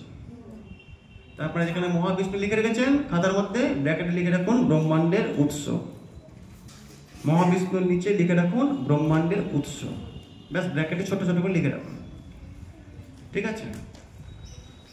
যত ব্রহ্মাণ্ড কোথা থেকে সৃষ্টি হলো? এই মহাবিষ্ণুর শরীর থেকেই তো সৃষ্টি হয়েছে না, বুঝতে পারছেন? মায়া শক্তির অধীশ্বর, যিনি সমস্ত মায়া শক্তির অধীশ্বর, বুঝতে পারছেন, যাকে মায়া স্পর্শ করতে পারবে না, যিনি কারণ সমুদ্রে শায়িত রয়েছেন, তাই জন্য নাম কি হয়ে গেল? কারণ দক্ষায়। হ্যাঁ, কারণ দক্ষায়, বুঝতে গেল? যিনি ক্ষীরের সমুদ্রে আছে, ক্ষীরদক্ষায়, ঠিক আছে? সেই কারণ দক্ষায় বিষ্ণু, যার এক অংশ, কি বললাম? যার মানে এক অংশ, মানে যার থেকে প্রথম অংশ, প্রথম এক মানে প্রথম অংশ আর কি। সেই নিত্যানন্দ রূপী বলরামের শ্রীচরণ কমল আমি কি প্রণতি নিবেদন করি। বলো নিত্যানন্দ প্রভু কি। 10তম শ্লোকে চলুন। যশংশ শ্রীল গর্ভদক্ষায় यत्नाभिअब्जं लोको संघात नालम लोक सृष्टु सुतिका धाम धातु तम श्री नित्यानंद रामं प्रपद्ये। তাহলে আমরা বোর্ডের দিকে তাকান, মহাবিষ্ণুর পরে কি আছে? সেই গর্ভদক্ষায় বিষ্ণুর কথা বলা হয়েছে, যিনি কোথা থেকে সৃষ্টি হলো? দেখুন, ভগবানের অংশের অংশের অংশ। ভগবানের অংশ কে? সংকর্ষণ। তার অংশ কে? মহাবিষ্ণু। তার অংশ কে? তার জন্য শ্লোকের প্রথমে কি লেখা আছে? যস্য অংশ অংশ। বোঝা গেল প্রথম লাইনটা? যার অংশের অংশ। তিনি কে? শ্রীল কি গর্ভদক্ষায়ী বিষ্ণু। যৎ নাভি আব্জম, মানে যার নাভি পদ্ম থেকে কার সৃষ্টি হলো? ওই যে আমরা জানি ভগবান বিষ্ণু নাভি থেকে ব্রহ্মা সৃষ্টি হলো। কোন বিষ্ণু? গর্ভদক্ষায়ী বিষ্ণুর নাভি থেকে ব্রহ্মা সৃষ্টি হলো। বোঝা গেল? তাহলে আপনারা যে লিখে রেখেছেন খাতাতে গর্ভদক্ষায়ী বিষ্ণু, ব্র্যাকেটে লিখে রাখুন ব্রহ্মার উৎস। আর মহাবিষ্ণুতে কি লিখেছিলেন? ব্রহ্মাণ্ডের উৎস। অনন্তকোটি ব্রহ্মাণ্ডের উৎস কে? মহাবিষ্ণু। আর ব্রহ্মাজির উৎস গর্ভদক্ষায়ী বিষ্ণু। বুঝা যাচ্ছে সব তত্ত্বগুলো? তারপরে কি লেখা রয়েছে দেখুন। আচ্ছা, অনুবাদটা পড়ে নি। যার নাভি পদ্মের নাল লোকস্রষ্টা ব্রহ্মার সুতিকা ধাম। বুঝতে পারছেন? সুতিকা ধাম এবং লোকসমূহের বিশ্রাম স্থান, সত্য লোকের কথা বলছে না। সেই গর্ভদক্ষায়ী বিষ্ণু যার অংশের অংশ। কার অংশের অংশ? সংকর্ষ মানে তাই, সংকর্ষ মানে নিতাই, যার অংশের অংশ। সেই নিত্যানন্দ রামকে আমি বলো নিত্যানন্দ প্রভু কি। এবার আপনি তারপর দিকে কে আছে বলুন তো? তাহলে উনি সংকর্ষণে কি হলো? অংশের অংশের অংশ। কটা অংশ হলো? 3টা। তাই শ্লোকে দেখুন কটা অংশ আছে? 11 নম্বর শ্লোকে কটা অংশ আছে? 3টা। যস্য অংশ অংশ অংশ বলুন পরমাত্মাখিলাম পষ্ট বিষ্ণুর ভাতে দুগ্ধব্ধিস্বায়ী ঘূর্ণিভর্তা যৎকলা সহপি অনন্ত তং শ্রী নিত্যানন্দ রাম প্রপদে। তাহলে সবাই বুঝতে পারছেন? যার অংশের অংশের অংশে অংশ কে? ক্ষীরদক্ষায়ী বিষ্ণু। কোথায় শুয়ে রয়েছেন? ওখানে লিখেছে দুগ্ধব্ধিস্বায়ী। দুগ্ধ মানে ক্ষীর, ক্ষীরের সমুদ্রে যিনি ঘুমিয়ে আছেন। আচ্ছা, ক্ষীরের সমুদ্র দারুণ ব্যাপার না? যদি একটু থাকতো এখানে, নদী পুকুর থাকতো যদি, তা ভালো হতো। এখানে এত বড় সমুদ্র দিয়েছে, লবণের সমুদ্র। খাও, কত বড় লবণ খাও, আর উপরে সমুদ্র ক্ষীরে। হ্যাঁ, দারুণ ব্যাপার। হ্যাঁ, তো লবণের সমুদ্র। প্রভুপাদ বলছে, একজন প্রশ্ন করছে প্রভুপাদকে, চৈতন্য চরিত্র পদ থেকে, ক্ষীর সমুদ্র আছে এরকম? শুধু ক্ষীর? শুধু ক্ষীর? আপনি অবাক হচ্ছে, এখানে ক্ষীর কত টাকা কিলো, ওখানে ক্ষীর আর ক্ষীর। তখন প্রভুপাদ বলছে, এই জগতে যদি লবণের সমুদ্র থাকতে পারে, তাহলে ক্ষীরের সমুদ্র থাকাটা স্বাভাবিক ব্যাপার, নাকি না? ঠিক তো? হরি বল। সেই ক্ষীরদক্ষায়ী বিষ্ণু হচ্ছেন জীবের হৃদয়ে বিরাজমান পরমাত্মা। তাহলে আমরা যে বলি আমাদের হৃদয়ে ভগবান রয়েছে, পরমাত্মা আছে কে? ওই ক্ষীরদক্ষায়ী। লিখুন ক্ষীরদক্ষায়ী বিষ্ণুর নিচে ব্র্যাকেটে লিখুন জীবের হৃদয়ে অবস্থিত পরমাত্মা। তার 3টা বিষ্ণুকে ভালো করে জানতে হবে। মহাবিষ্ণুকে সমস্ত ব্রহ্মাণ্ড তৈরি করেছে। সেই ব্রহ্মাণ্ডের ভিতরে ব্রহ্মা। ব্রহ্মা কোথা থেকে সৃষ্টি হলো? গর্ভদক্ষায়ী বিষ্ণু থেকে। আর সেই ব্রহ্মা জীব সৃষ্টি করলো, সেই জীবের হৃদয়কে প্রবেশ করলো এই ক্ষীরদক্ষায়ী বিষ্ণু। তাহলে আমাদের সমস্ত জীবের হৃদয়ে যে বিষ্ণু রয়েছে সে কে?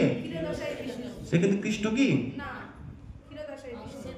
তাহলে আমাদের জীবের হৃদয়ে যে কৃষ্ণ থাকে না ক্ষীরদক্ষায়ী বিষ্ণু থাকে? হ্যাঁ, কিন্তু আপনাদের মধ্যে ভক্তের হৃদয়ে বিষ্ণু থাকে না। গোবিন্দের ভক্তের হৃদয় সদা ক্ষীরদক্ষায়ী বিষ্ণু বিশ্রাম না, গোবিন্দের বিশ্রাম। তাই না? কি পড়েননি?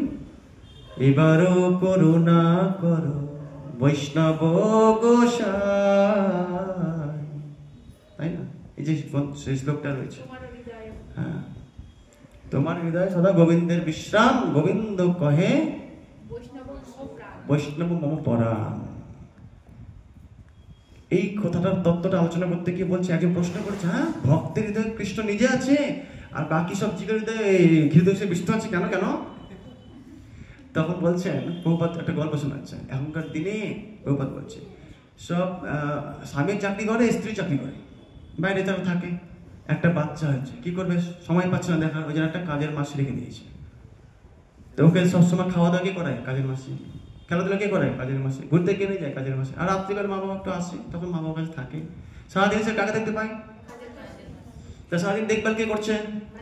কাজের মাসি করে। বুঝতে পারছো? এটা আবার কি হয়ে গেল? এবার তুই যাচ্ছিস সব আজকে তোমার নিতাইকে লাগিয়ে দিয়েছো আজকে, বুঝতে পারছি। তো যখন সে বাচ্চাটা হয়তো একটুখানি কেটে গেছে, একটুখানি কে ব্যান্ডেড লাগিয়ে দিবে? কাজের মাসি লাগিয়ে দেবে। জ্বর চলে এসেছে, একটু কে পটি লাগিয়ে দেবে? কিন্তু হঠাৎ করে বড় দুর্ঘটনা ঘটে গেছে, কে দৌড়ে আসবে? তখন কাজের মাসি দেখবে মা দৌড়ে আসবে। কি বোঝাচ্ছে ব্যাপারটা? বোঝাচ্ছে?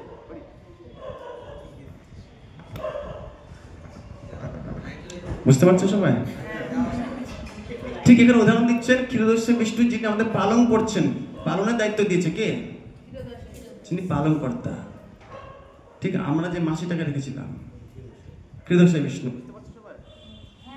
আর যিনি প্রকৃত সৃষ্টিকর্তাকে ভগবান। কিন্তু ভক্তের হৃদয়ে কে থাকে? সাক্ষাৎ ব্রজেন্দ্রনন্দ কৃষ্ণ থাকেন। কেন বলুন তো? ভগবানের না সারাদিনে অনেক কাজ, বুঝতে পারছেন? সব দিক দেখাশোনা করতে হয়, ঘুমানোর টাইম পায় না। কিন্তু ভক্তের হৃদয়ে ভগবান কি করেন? বিশ্রাম নেন।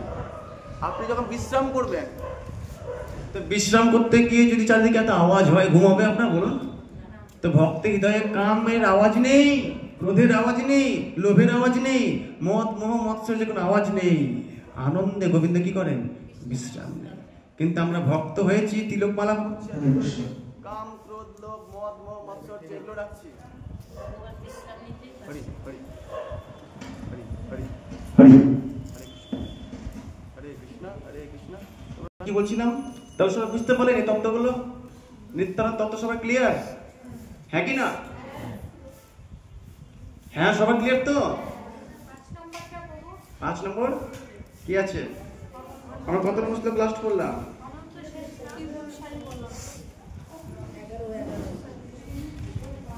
11 হয়ে গেছে। হ্যাঁ, এবার 12 নম্বর শ্লোক। ও আচ্ছা, 11 নম্বর শ্লোকটা কমপ্লিট করে নিত।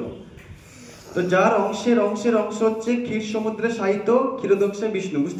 বুঝতে পেরেছেন? সেই ক্ষীরোদস্যু বিষ্ণু হচ্ছেন জীবের হৃদয় বিরাজমান পরমাত্মা এবং সমস্ত ব্রহ্মাণ্ডের পালনকর্তা এবং পৃথিবী ধারণকারী কে? শেষনাগ, যার কলা। ঠিক আছে? সেই নিত্যানন্দ রূপী বলরামের শ্রীচরণে প্রণাম। সবাই বুঝতে পেরেছেন তো? বলুন। হ্যাঁ, সেটা অনন্ত শেষনাগ। পৃথিবী না, 14 ভুবনকে ধারণ করে রেখেছে। 14টা ভুবনকে ধারণ করে রেখেছে কে? শেষনাগ। কিন্তু প্রভু ব্রহ্মাণ্ড তো অনেকগুলো আছে, তাহলে প্রত্যেকটা ব্রহ্মাণ্ডকে প্রত্যেকটা শেষনাগ ধারণ করে। ইয়েস। তো নিতাই কি একটা আছে নাকি? অনন্ত কোটি ব্রহ্মাণ্ডে অনন্ত কোটি ব্রহ্মা, অনন্ত কোটি সব সিস্টেম, তাহলে সবকিছুই অনন্ত কোটি। হ্যাঁ। এবার এই 11 নম্বর শ্লোক অব্দি কার তত্ত্ব ছিল? সবাই বলে। 1 নম্বরে কি আছে? 6টি তত্ত্ব। 2 নম্বরে কি আছে? গৌরনীতা প্রণাম। 3 নম্বরে কি আছে? মহাপ্রভু কোন তত্ত্ব? পজিশন, অবস্থান। 4 নম্বরে ভগবানের আসার বাহ্যিক কারণ। 5 আর 6 ভগবান মহাপ্রভু আসার আভ্যন্তরীণ কারণ। 7, 8, 9, 10, 11 নিত্যানন্দ প্রভু তত্ত্ব। বোঝা গেল? আর 12, 13 অদ্বৈত আছে। চলো 12, 13 পড়বো। 12 নম্বর মহাবিষ্ণু জগত কর্তা। বলুন। মায়া যৎ সৃজত মায়া সৃজতি অদ্বা তস্য অবতারঃ এবয়ং অদ্বৈত আচার্য ঈশ্বর অদ্বৈতং হরিণা অদ্বৈতাৎ আচার্যং ভক্তি সংসনাৎ ভক্ত অবতারম ঈশং তম অদ্বৈত আচার্যং আশ্রয়ে। শ্রী লক্ষ্মীনারায়ণ ভগবান কি? অদ্বৈত আচার্য প্রভু কি? এখানে খুব সুন্দর একটা জিনিস খুঁজে পাবেন এখন আপনারা ভালো করে। এই 2টি শ্লোক পড়লাম, অনুবাদটা দেখুন। जय जय लक्ष्मी नारायण भगवान की जय, जगन्नाथ स्वामी कल्प सुभद्रा महारानी की, शिल प्रभुपाद की, हृदय गौर प्रेमानंदे हरि हरि। 12 নম্বর অনুবাদ দেখুন সবাই। যে মহাবিষ্ণু মায়া শক্তির দ্বারা এই জগৎকে সৃষ্টি করেন।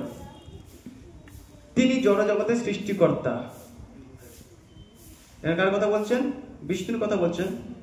বুঝতে পারছেন কিনা? শ্রী অদ্বৈত আচার্য ঈশ্বর, তারই হচ্ছে অবতার।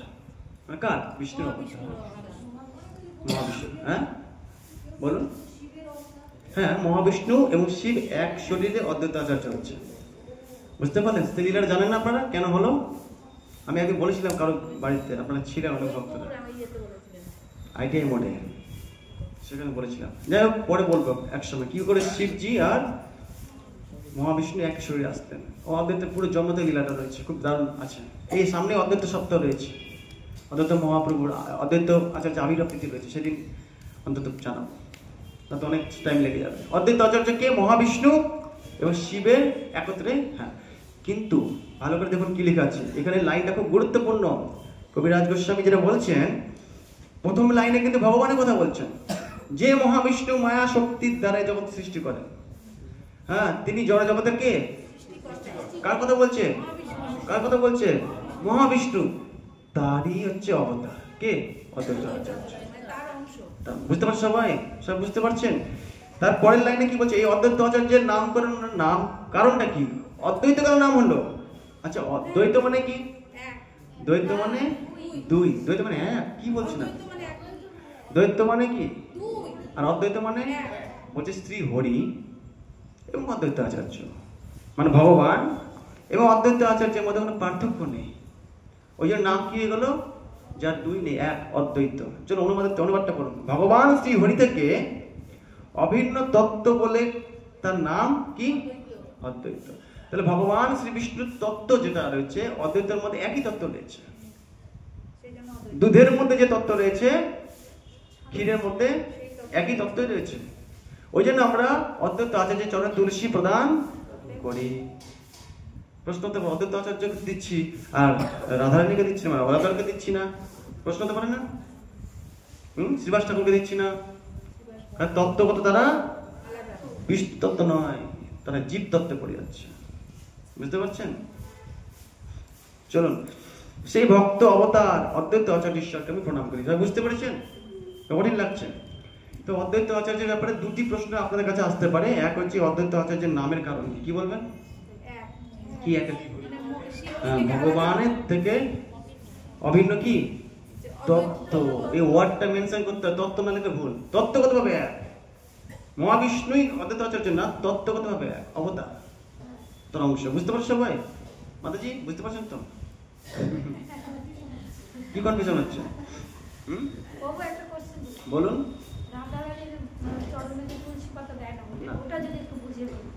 রাধারানীকে তুলসী কেন দেবেন? তিনি তো সেবক হিসেবে এসেছেন না? বুঝতে পারছেন? হ্যাঁ, হাতে দিবেন। সেবক মানে হাতে নিয়ে ভগবানের চরণে দিবেন, হাতে দিবেন, কিন্তু পায় না। ঠিক আছে? 14 নম্বর শ্লোকে ভগবান পঞ্চতত্ত্বের কথা বলা হয়েছে, পাঁচজনকে একসঙ্গে। এবার প্রথমে আমরা আলাদা আলাদা করে জানলাম, এবার একসঙ্গে। এই শ্লোকটা খুব গুরুত্বপূর্ণ, সবাইকে মুখস্থ করতে হবে। বলুন, পঞ্চতত্ত্ব আত্মাকম, পঞ্চতত্ত্ব আত্মাকম কৃষ্ণম ভক্ত রূপ স্বরূপকম ভক্ত অবতারং ভক্ত আখ্যাম নমামি ভক্ত শক্তিকম। এই শ্লোকটা আশা করি সবাই বুঝতে পারছেন। এখানে 5টি কথা বলা হয়েছে। প্রথমটা কি? এই যে না না না, ভালো করে শুনুন। এই যে পঞ্চতত্ত্ব যে কৃষ্ণ রয়েছে না, মানে পঞ্চতত্ত্ব আত্মকম কৃষ্ণটা হচ্ছে একটা কি বলবো, এটা হচ্ছে নাউন আর এটা হচ্ছে অ্যাডজেক্টিভ, মানে বুঝতে পারছেন? বিশেষণ। বুঝতে পারছেন না? মানে মহাপ্রভু যে কৃষ্ণ, এই যে দেখুন অনুবাদটা বলে বুঝতে পারবেন। প্রথমটা কি রয়েছে তখন? ভক্ত রূপ আছে কি না? ভক্ত রূপ, তারপর কি আছে? ভক্ত স্বরূপ, তারপর কি আছে? তারপর তারপর তাহলে এটা আপনার খাতায় লিখুন সবাই। প্রথমে লিখুন ভক্ত রূপ,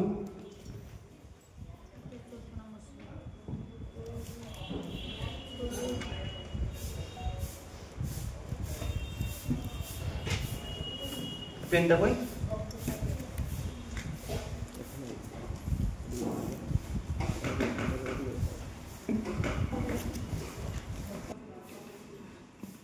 ভক্ত রূপ শ্লোকে আছে। তারপর কি আছে? রূপের পর স্বরূপ, তারপর তারপর অবতার, তারপর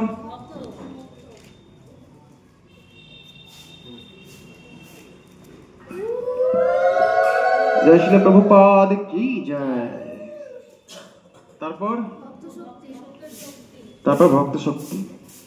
সবগুলোর এখানে কি লেখা আছে দেখুন, ভক্ত ভক্ত ভক্ত ভক্ত ভক্ত, সব ভক্ত, মানে এগুলো সবই কিন্তু ভগবানেরই ভক্ত অবতার। বুঝতে পারছো সব? কারণ সবাই এই কলিযুগে কি হয়ে এসছে, কেউ কিন্তু ভগবান হয়ে বা নিতাই হয়ে আসছে, সব ভক্ত হয়ে এসছে। তাই জন্য সব ভক্ত রূপম, ভক্ত স্বরূপকম, ভক্ত অবতারম, ভক্ত ভক্ত শক্তি। বুঝতে পারছো সবাই? হ্যাঁ, এই ভক্ত রূপ, প্রথমে রূপম আছে, কি এটা? ভক্ত রূপ নাকি আসলেন মহাপ্রভু। ভক্ত স্বরূপ নিত্যানন্দ নিতাই। ভক্ত অবতার অদ্বৈত আচার্য। আর ভক্ত শ্রীবাস ঠাকুর। আর শক্তি গদাধর পণ্ডিত। তাহলে এই যে পঞ্চতত্ত্ব ভগবান, জয় শ্রীকৃষ্ণ চৈতন্য প্রভু নিত্যানন্দ শ্রী অদ্বৈত গদাধর শ্রীবাস আদি গৌর ভক্তবৃন্দ। এই যে পঞ্চতত্ত্বটা হচ্ছে এইটা, রূপ, স্বরূপ, অবতার, ভক্ত আর শক্তি। এই শ্লোকগুলো মুখস্থ করবেন। আগে তত্ত্বটা মুখস্থ করবেন। রূপ মানে কে? মহাপ্রভু। স্বরূপ মানে, অবতার মানে, শক্তি মানে, আমি বললাম এটার পরে এটা সম্পর্কে দিল এটা। আমি দেখছি কিভাবে বলছে, শুনে শুনে বলুন। শক্তি মানে কে? গৌরাঙ্গের নিজ শক্তি কে?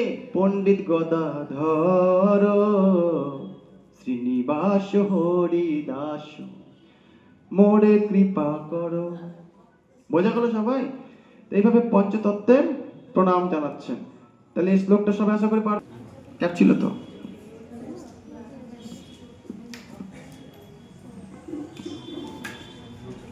সবাই বুঝতে পারছেন? লিখেছেন সবাই? তো এটা কত নম্বর শ্লোকে আছে? 14। তাহলে এই 14টা শ্লোক যদি মাথায় রাখতে না পারেন, অন্তত কোন শ্লোকে কি আছে এইটুকটা মাথায় দেখে দেখে একদিন মুখস্থ হবেই হবে। বোঝা গেল? এক নম্বরটা করেছেন?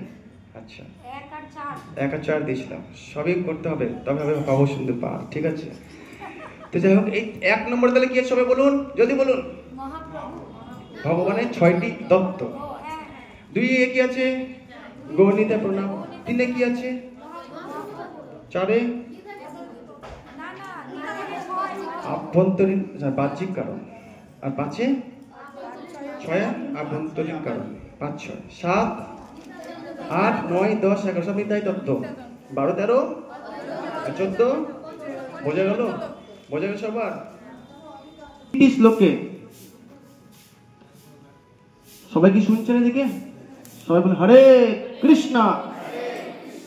15-16 শ্লোক। এতক্ষণ ধরে কবিরাজ গোস্বামী কাদের প্রণাম জানালেন? গুরু বৈষ্ণব আদি গৌর নিতাইকে, হ্যাঁ কি না? এবার ভগবানকে প্রণাম জানাচ্ছেন। তো প্রথমে প্রণাম জানাচ্ছেন মদন মোহনজিকে। কাকে প্রণাম জানাচ্ছেন? তারপর কাকে? তারপরে গোবিন্দজি, তারপর গোপীনাথ। ঠিক আছে? এই 3 জনকে প্রণাম জানাচ্ছে। বলুন কি ভুল আছে এখানে? কি ভুল আছে এখানে? শ্রী শ্রী রাধা রানী ঘি। আরে রাধা রানী ছাড়া হবে এগুলো?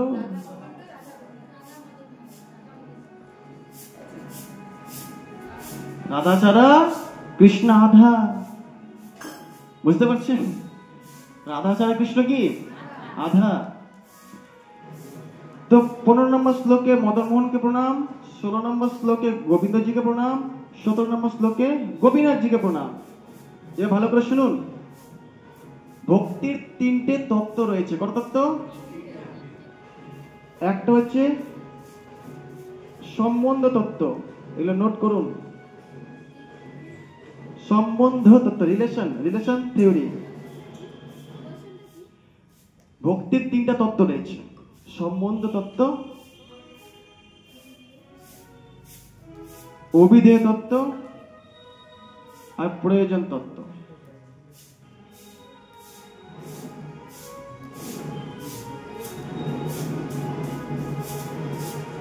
সম্বন্ধ তত্ত্ব মানে কি, যদি মদন মোহনজি কৃপা করে তাহলে আমাদের সঙ্গে ভগবানের যে হারিয়ে যাওয়ার সম্পর্ক সেটা প্রতিষ্ঠা হবে।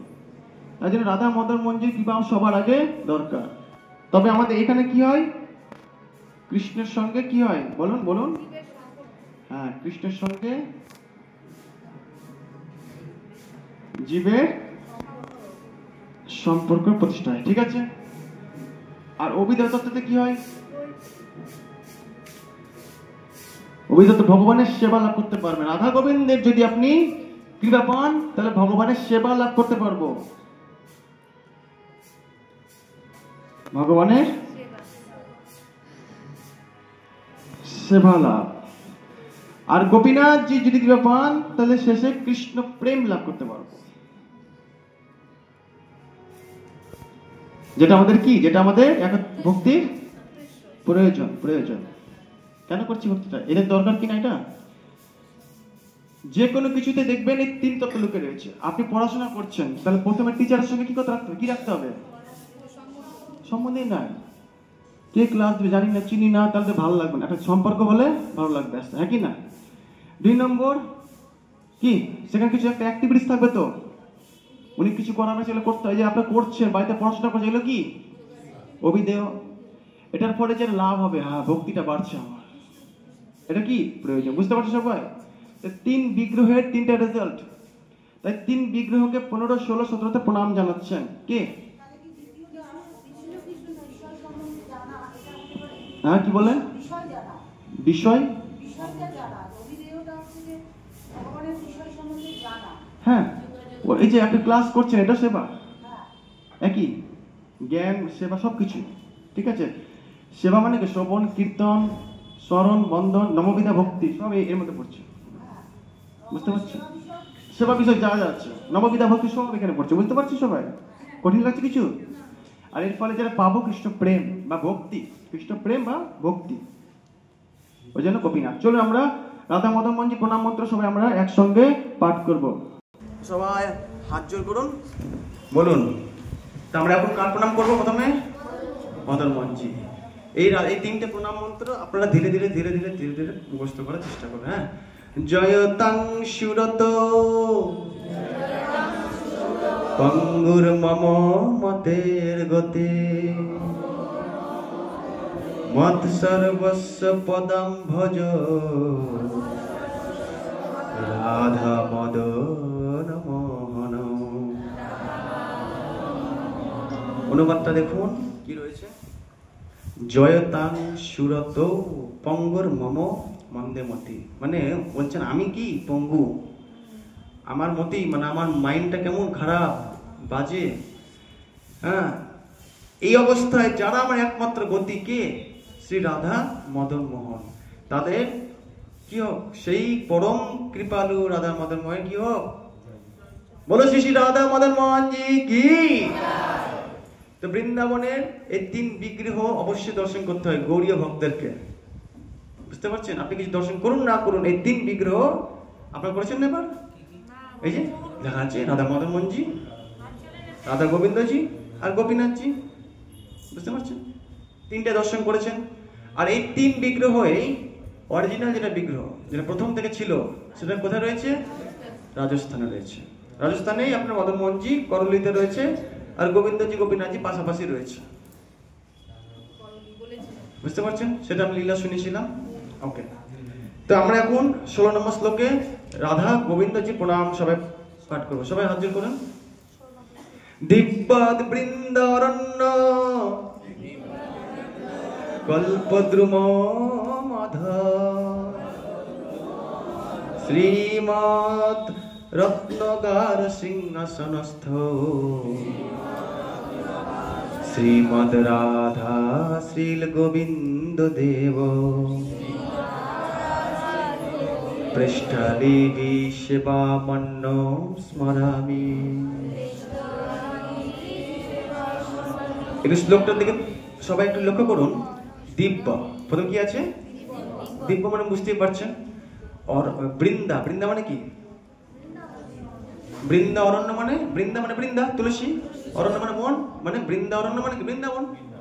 বৃন্দা অরণ্য মানে বৃন্দাবন। কোথায় যাচ্ছেন? বৃন্দাবন যাচ্ছি, মানে বৃন্দাবন যাচ্ছি। সেই বৃন্দাবনটা কিরকম? জড় দিব্য, তাই বলছে দিব্য বৃন্দারণ্য। বৃন্দাবনে কি গাছ রয়েছে? সব কল্প বৃক্ষ, বুঝতে পারছেন? তার জন্য বলছে কল্প দ্রুম, দ্রুম মানে গাছ, কল্প দ্রুম, অধ, অধ মানে নিচে, সেই কল্প বৃক্ষের নিচে। তাহলে একটু বলুন সবাই, দিব্য, বলুন বলুন, বৃন্দাবন ধামে কোথায়? কল্প বৃক্ষের তলে। এটা সংস্কৃতে বলুন, দিব্য বৃন্দা অরণ্য কল্পদ্রুম অধ। বুঝতে পারছেন? দিব্য বৃন্দা অরণ্য কল্পদ্রুম অধ, মানেগুলো বুঝলে আপনার মুখস্থ করতে সুবিধা হবে।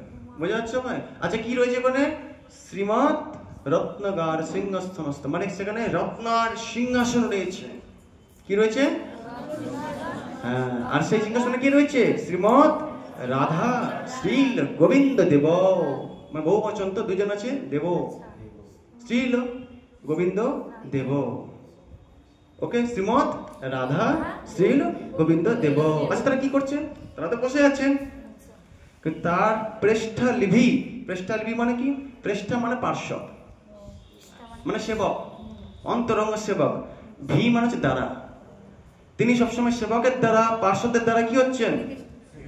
সেবমান্য, মানে সেবিত হচ্ছে। তা কি করি? তাকে আমরা স্মরামি। এবার একটা শ্লোকটা বলুন তো, কত আনন্দ হবে দেখুন তো। দিব্যা বৃন্দারণ্য, বুঝে বুঝে বলুন, কল্পদ্রুম অধ, মানে দিব্য বৃন্দাবনে কল্পবৃক্ষের তলে কি রয়েছে? শ্রীমৎ রত্ন সিংহাস রত্নাগার সিংহাসনস্থ, রত্ন দ্বারা খচিত সিংহাসন। কি কে রয়েছে ওখানে? শ্রীমৎ রাধা শ্রীল গোবিন্দ দেব। কি হচ্ছে সেখানে? পৃষ্ঠা লিভি সেবান মুখ স্মরামি, সেবিত হচ্ছে। বোঝা গেল? এইভাবে যদি আপনি এই মাইন্ডটাকে, মানে চিন্তা করে, অনুবাদটা চিন্তা প্রণাম করেন, তাহলে হৃদয়তে প্রণামটা আসবে। আর যদি আপনি শ্লোক বলছেন কিন্তু মানেই জানেন না, তাহলে নাম মুখস্থ হবে ঠিকঠাক, তা তোতা পাখির মতো হয়ে যাবে। তাই জন্য আমি একটু চেষ্টা করছি আপনার যাতে অন্তর মিনিংটা বুঝতে পারেন। বোঝা যাচ্ছে সবার? এইবার আমরা আসছি বংশী বটে অবস্থিত কে? ওই যে গোপীনাথ, ওই বংশী বটে থাকে আর বাঁশি বাজায় আর গোপীদেরকে আকর্ষণ করে, এটাই কাজ, আর কিছু কাজ নাই, আর রাসলীলা করে। বুঝতে পারছেন? তাই বলছেন শ্রীমান রাস রসারম্ভী।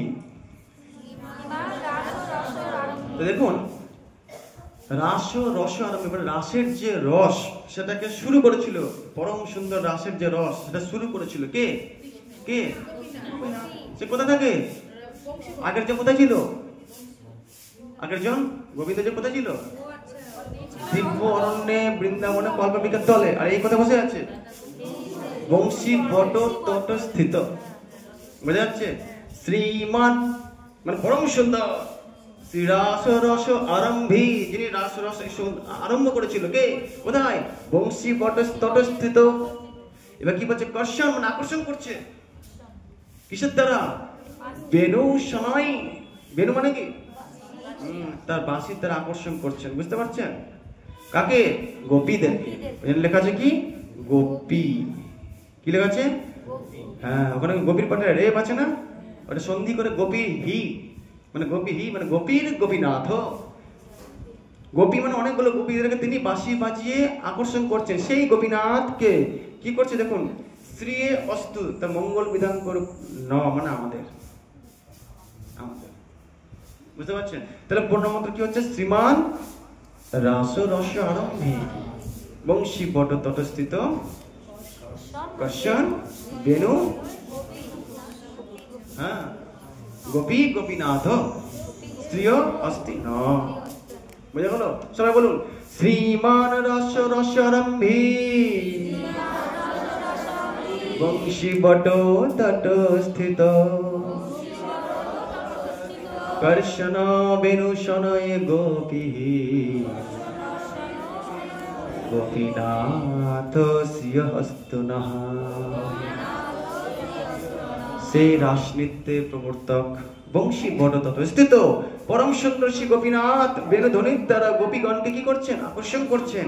সেই গোপীনাথ আমাদের কি করুন, মঙ্গল বিধান করুন। শ্রীয়ে অস্তু ন, শ্রীয়ে অস্তু ন, বোঝা যাচ্ছে? এভাবে 3 বিগ্রহকে প্রণাম করলেন। এইভাবে 17টা শ্লোক কমপ্লিট হলো। এই 17টা শ্লোক সংস্কৃত হলো। এবার আমাদের নিজেদের ভাষায়, বাংলা ভাষায় শুরু হবে। বোঝা গেল? এতক্ষণ ধরে মঙ্গলাচরণ করলাম তো, সব সংস্কৃত হলো। ওই জন্য টাইমটা বেশি লাগলো বোঝাতে। সব বুঝতে পারছো সবাই? ইজি লাগছে? 1 নম্বর শ্লোক কি আছে বলুন? ভেরি গুড, তাড়াতাড়ি করবে। 6টি তত্ত্ব। 2 নম্বর শ্লোক গণিতে প্রণাম। 3 নম্বর শ্লোক মহাপ্রভু অবস্থান। 4, 5 আবার এই কাজ চলেছে। 4 বাহ্যিক কারণ, 5 আভ্যন্তরীণ কারণ, আর 6, 7 5, 6 আভ্যন্তরীণ কারণ, 7 থেকে 11 হচ্ছে নিতাই, 12, 13 অদ্বৈত আচার্য, 14 নম্বর পঞ্চতত্ত্ব, 15, 16, 17 3 বিগ্রহ। বোঝা গেল? এবার আপনারা বলবেন হয়তো মনে হয় বারবার কেন বলাচ্ছে, বারবার কেন বললাম তো, বলুন হয়তো ভাবছেন মনে মনে। এবার বুঝতে পারবেন, অ্যান্সারটা এখন পাবেন বারবার কেন বলাচ্ছি। এবার আপনাদের আনন্দ পাবেন। না যারা যারা বিরক্ত হয়েছে তাদের মাথাটা ঘুরবে এখন। হ্যাঁ, 15, 16, 17 শ্রী বিগ্রহ। আর যারা আমার বিরক্তটাকে সহ্য করেছেন তারা আনন্দ পাবে এখন। চলুন এবার বাংলা শ্লোক প্রবেশ করছি, ঠিক আছে? 18 নম্বর শ্লোক হচ্ছে জয় জয় শ্রী চৈতন্য জয় নিত্যানন্দ, জয় দৈত্য চন্দ্র জয় গৌর ভক্ত বৃন্দ। তো যখনই চৈতন্য চরিতামৃত শুরু হবে এই মন্ত্র দিয়ে শুরু হয়। তো এখন শুরু হলো, ঠিক আছে? তো প্রথম 19 নম্বর শ্লোকে আমরা এখন শুরু করছি। দেখুন আমাদের কত সৌভাগ্য, কেন বলুন তো? যত শ্লোক আদি শাস্ত্র সব সংস্কৃত হয়, সেখান থেকে সব অনুবাদ করে করে শিখতে হয়। যারা বিদেশি ইংলিশে অনুবাদ হয়, যারা রাশিয়ান অনুবাদ হয়, যারা বাঙালি বাংলায় অনুবাদ হয়, যারা হিন্দি ভাষা হিন্দিতে অনুবাদ হয়। আর এই পুরো শাস্ত্রটা কোন ভাষায়? আমাদের মাতৃভাষা। যারা বাঙালি হয়ে বাংলা বুঝে না তাদেরকে তো আরো খারাপ অবস্থা। তা আমরা সেই সৌভাগ্য বাংলা ভাষায় আমরা পাবো এখন শ্লোক। চলুন শুরু করি। 19 নম্বর শ্লোক। এই 3 ঠাকুর গৌরিয়াকে করিয়াছেন আত্মসাৎ। বলুন। এ তিনের চরণ বন্ধ তিনে মোর নাথ। আশা করি এবার আমাকে আর তো এখন বুঝাতে হবে না, বুঝতেই পারছেন। এই 3 ঠাকুর গৌরিয়াকে করেছে আত্মসাৎ। কাদেরকে? মহাপ্রভু ভক্তদেরকে আত্মসাৎ করেছে, ঠিক আছে? এখানে ভালো করে দেখুন, এই গৌরিয়া যে ওয়ার্ডটা আছে না, এই গৌরিয়া মানে জানেন কি? মহাপ্রভু ভক্ত না, গৌরিয়া মানে একটা আর্যভট্ট এরিয়াটা। কি বললাম? আর্যভট্ট এরিয়া মানে আপনার ইন্ডিয়া যে ম্যাপটা আছে, ঠিক ইউপি থেকে শুরু করে মোটামুটি ওয়েস্ট বেঙ্গলের হাফ, বিহার আর উড়িষ্যার কিছু অংশ। বুঝতে পারছেন না? বুঝতে পারলেন না? অনেকটাই টোটাল এরিয়াটাই গৌরিয়া এরিয়া। বুঝতে পারছেন কেন? কারণ এইসব এরিয়াতে মহাপ্রভু প্রচার করেছিলেন। বুঝতে পারছেন? তাই জন্য তার পদধূলি পড়েছিল, তাই জন্য এই জায়গাটার নাম গৌরিয়া বা আর্যভট্ট এরিয়া বলা হচ্ছে। আপনার তাৎপর্য যদি ভালো করে পড়েন, সমস্ত প্রভুপাদ ডিটেলস দিয়ে দিচ্ছে। এটা জ্ঞানের ব্যাপার আছে, আপনারা জ্ঞান লাভ করতে গেলে তাৎপর্যটা ভারতে অবশ্যই পড়বেন, ঠিক আছে? আর 3 বিগ্রহের ব্যাপারটা আমি বুঝিয়ে দিচ্ছি, আশা করি সব বুঝতে পেরেছেন। 20 নম্বর শ্লোকে চলুন। এবার দেখুন আমি এতক্ষণ ধরে যেটা বারবার করে রিপিট করাচ্ছিলাম কত কাজে লাগবে। 20 নম্বর শ্লোক পেয়েছেন সবাই? গ্রন্থের আরম্ভ করি মঙ্গলাচরণ, গুরু বৈষ্ণব ভগবান তিনেরও স্মরণ। তাহলে গ্রন্থের আরম্ভে মঙ্গলাচরণ কাকে করেছে? গুরু বৈষ্ণব ভগবান। কোন অসুবিধা আছে বুঝতে? চলুন 2 নম্বর শ্লোকে। যে মঙ্গলাচরণ হয় ত্রিবিধ প্রকার,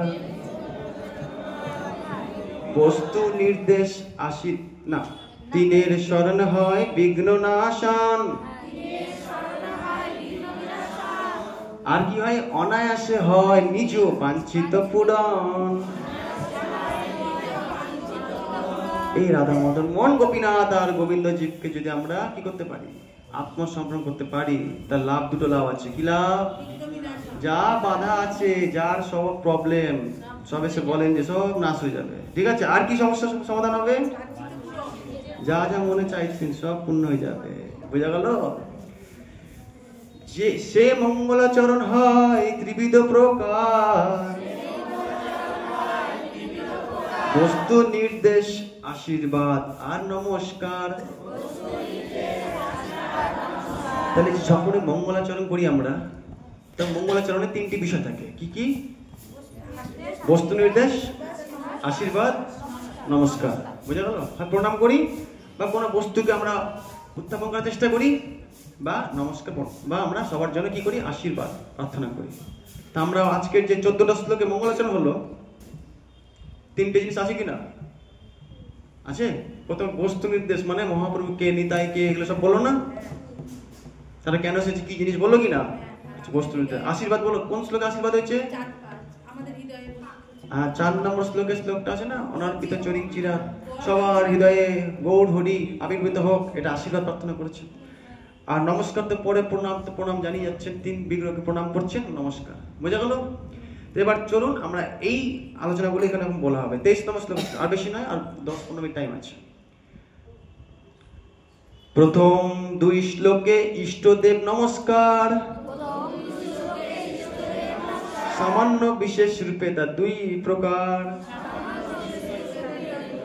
আশা করি সবাই বুঝতে পেরেছেন? সবাই বুঝতে পেরেছেন? প্রথম 2 শ্লোকে ইষ্টদেবকে নমস্কার করেছে।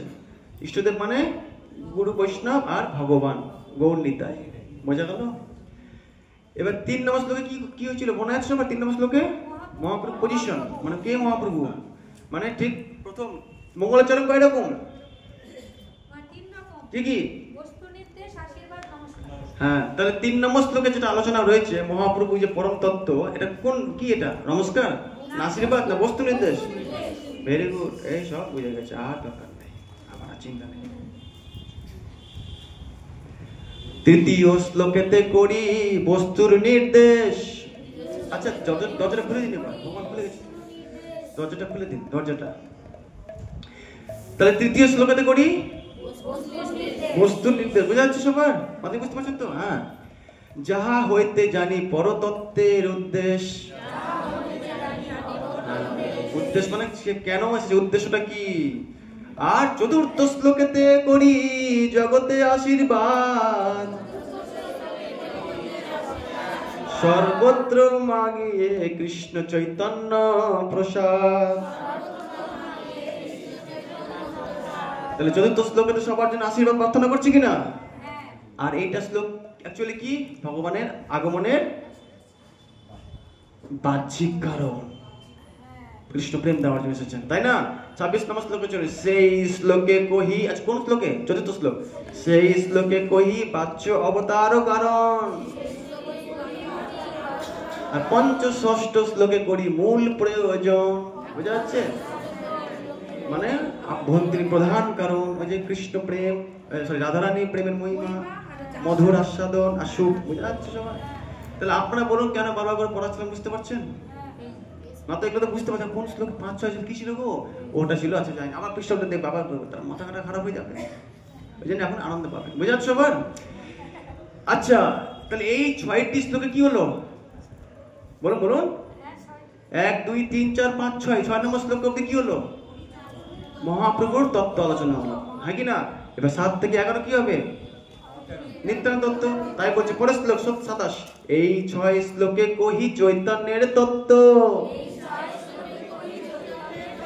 আর 5 শ্লোকে হয় নিত্যানন্দের মহত্ব। বোঝা যাচ্ছে সবার? এবার পড়তে আনন্দ পাচ্ছেন কিনা? আমি কেন মুখস্থ করাচ্ছি বারবার করে? তাহলে আমার প্রতি বিরক্ত হবেন না আশা করি। আমরা ব্যাখ্যা করে কিচ্ছু না, সব ব্যাখ্যা করে দিয়েছি। তারপর আর 2 শ্লোকে করি কার উপাখ্যান? অদ্বৈত উপাখ্যান। কত নম্বর শ্লোক? 12-13। আর 1 শ্লোকে করি পঞ্চতত্ত্ব উপাখ্যান আখ্যান। 14 নম্বর শ্লোকে করি পঞ্চতত্ত্বের ব্যাখ্যা। বোঝা গেছে সবার? তাহলে এই 14 শ্লোক নিয়ে কি হলো? এই 14 শ্লোকে কি হলো? মঙ্গলাচরণ। তাই বলছে এই 14 শ্লোকে করি মঙ্গলাচরণ, তাহি মধ্যে করি সব বস্তু নিরূপণ,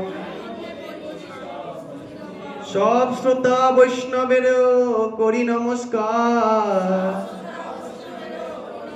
এই সব শ্লোকের করি অর্থ বিচার। তাই বলছে আমি সমস্ত বৈষ্ণব শ্রোতাদের কাছে, যারা শুনছেন বসে বসে আমরা, সে শ্রোতাদের সেই পাদপদ্মে আমি এবার আপনাদেরকে প্রণাম করছি। কে?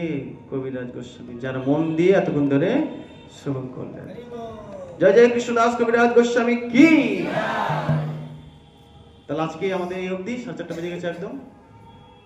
আমাদের পঞ্চতত্ত্বের সমস্ত মঙ্গলাচরণ কমপ্লিট হলো, বোঝা যাচ্ছে সবার। এবার আমরা পরের দিন থেকে আরো গভীরে প্রবেশ করব। জয় জয় শ্রী চৈতন্য মহাপ্রভু কি, জয় জয় শ্রী চৈতন্য চরিতামৃত গ্রন্থ কি, জগৎগুরু শিল প্রভুপাদ কি, জয় গৌর প্রেমানন্দে, হরি হরি বল।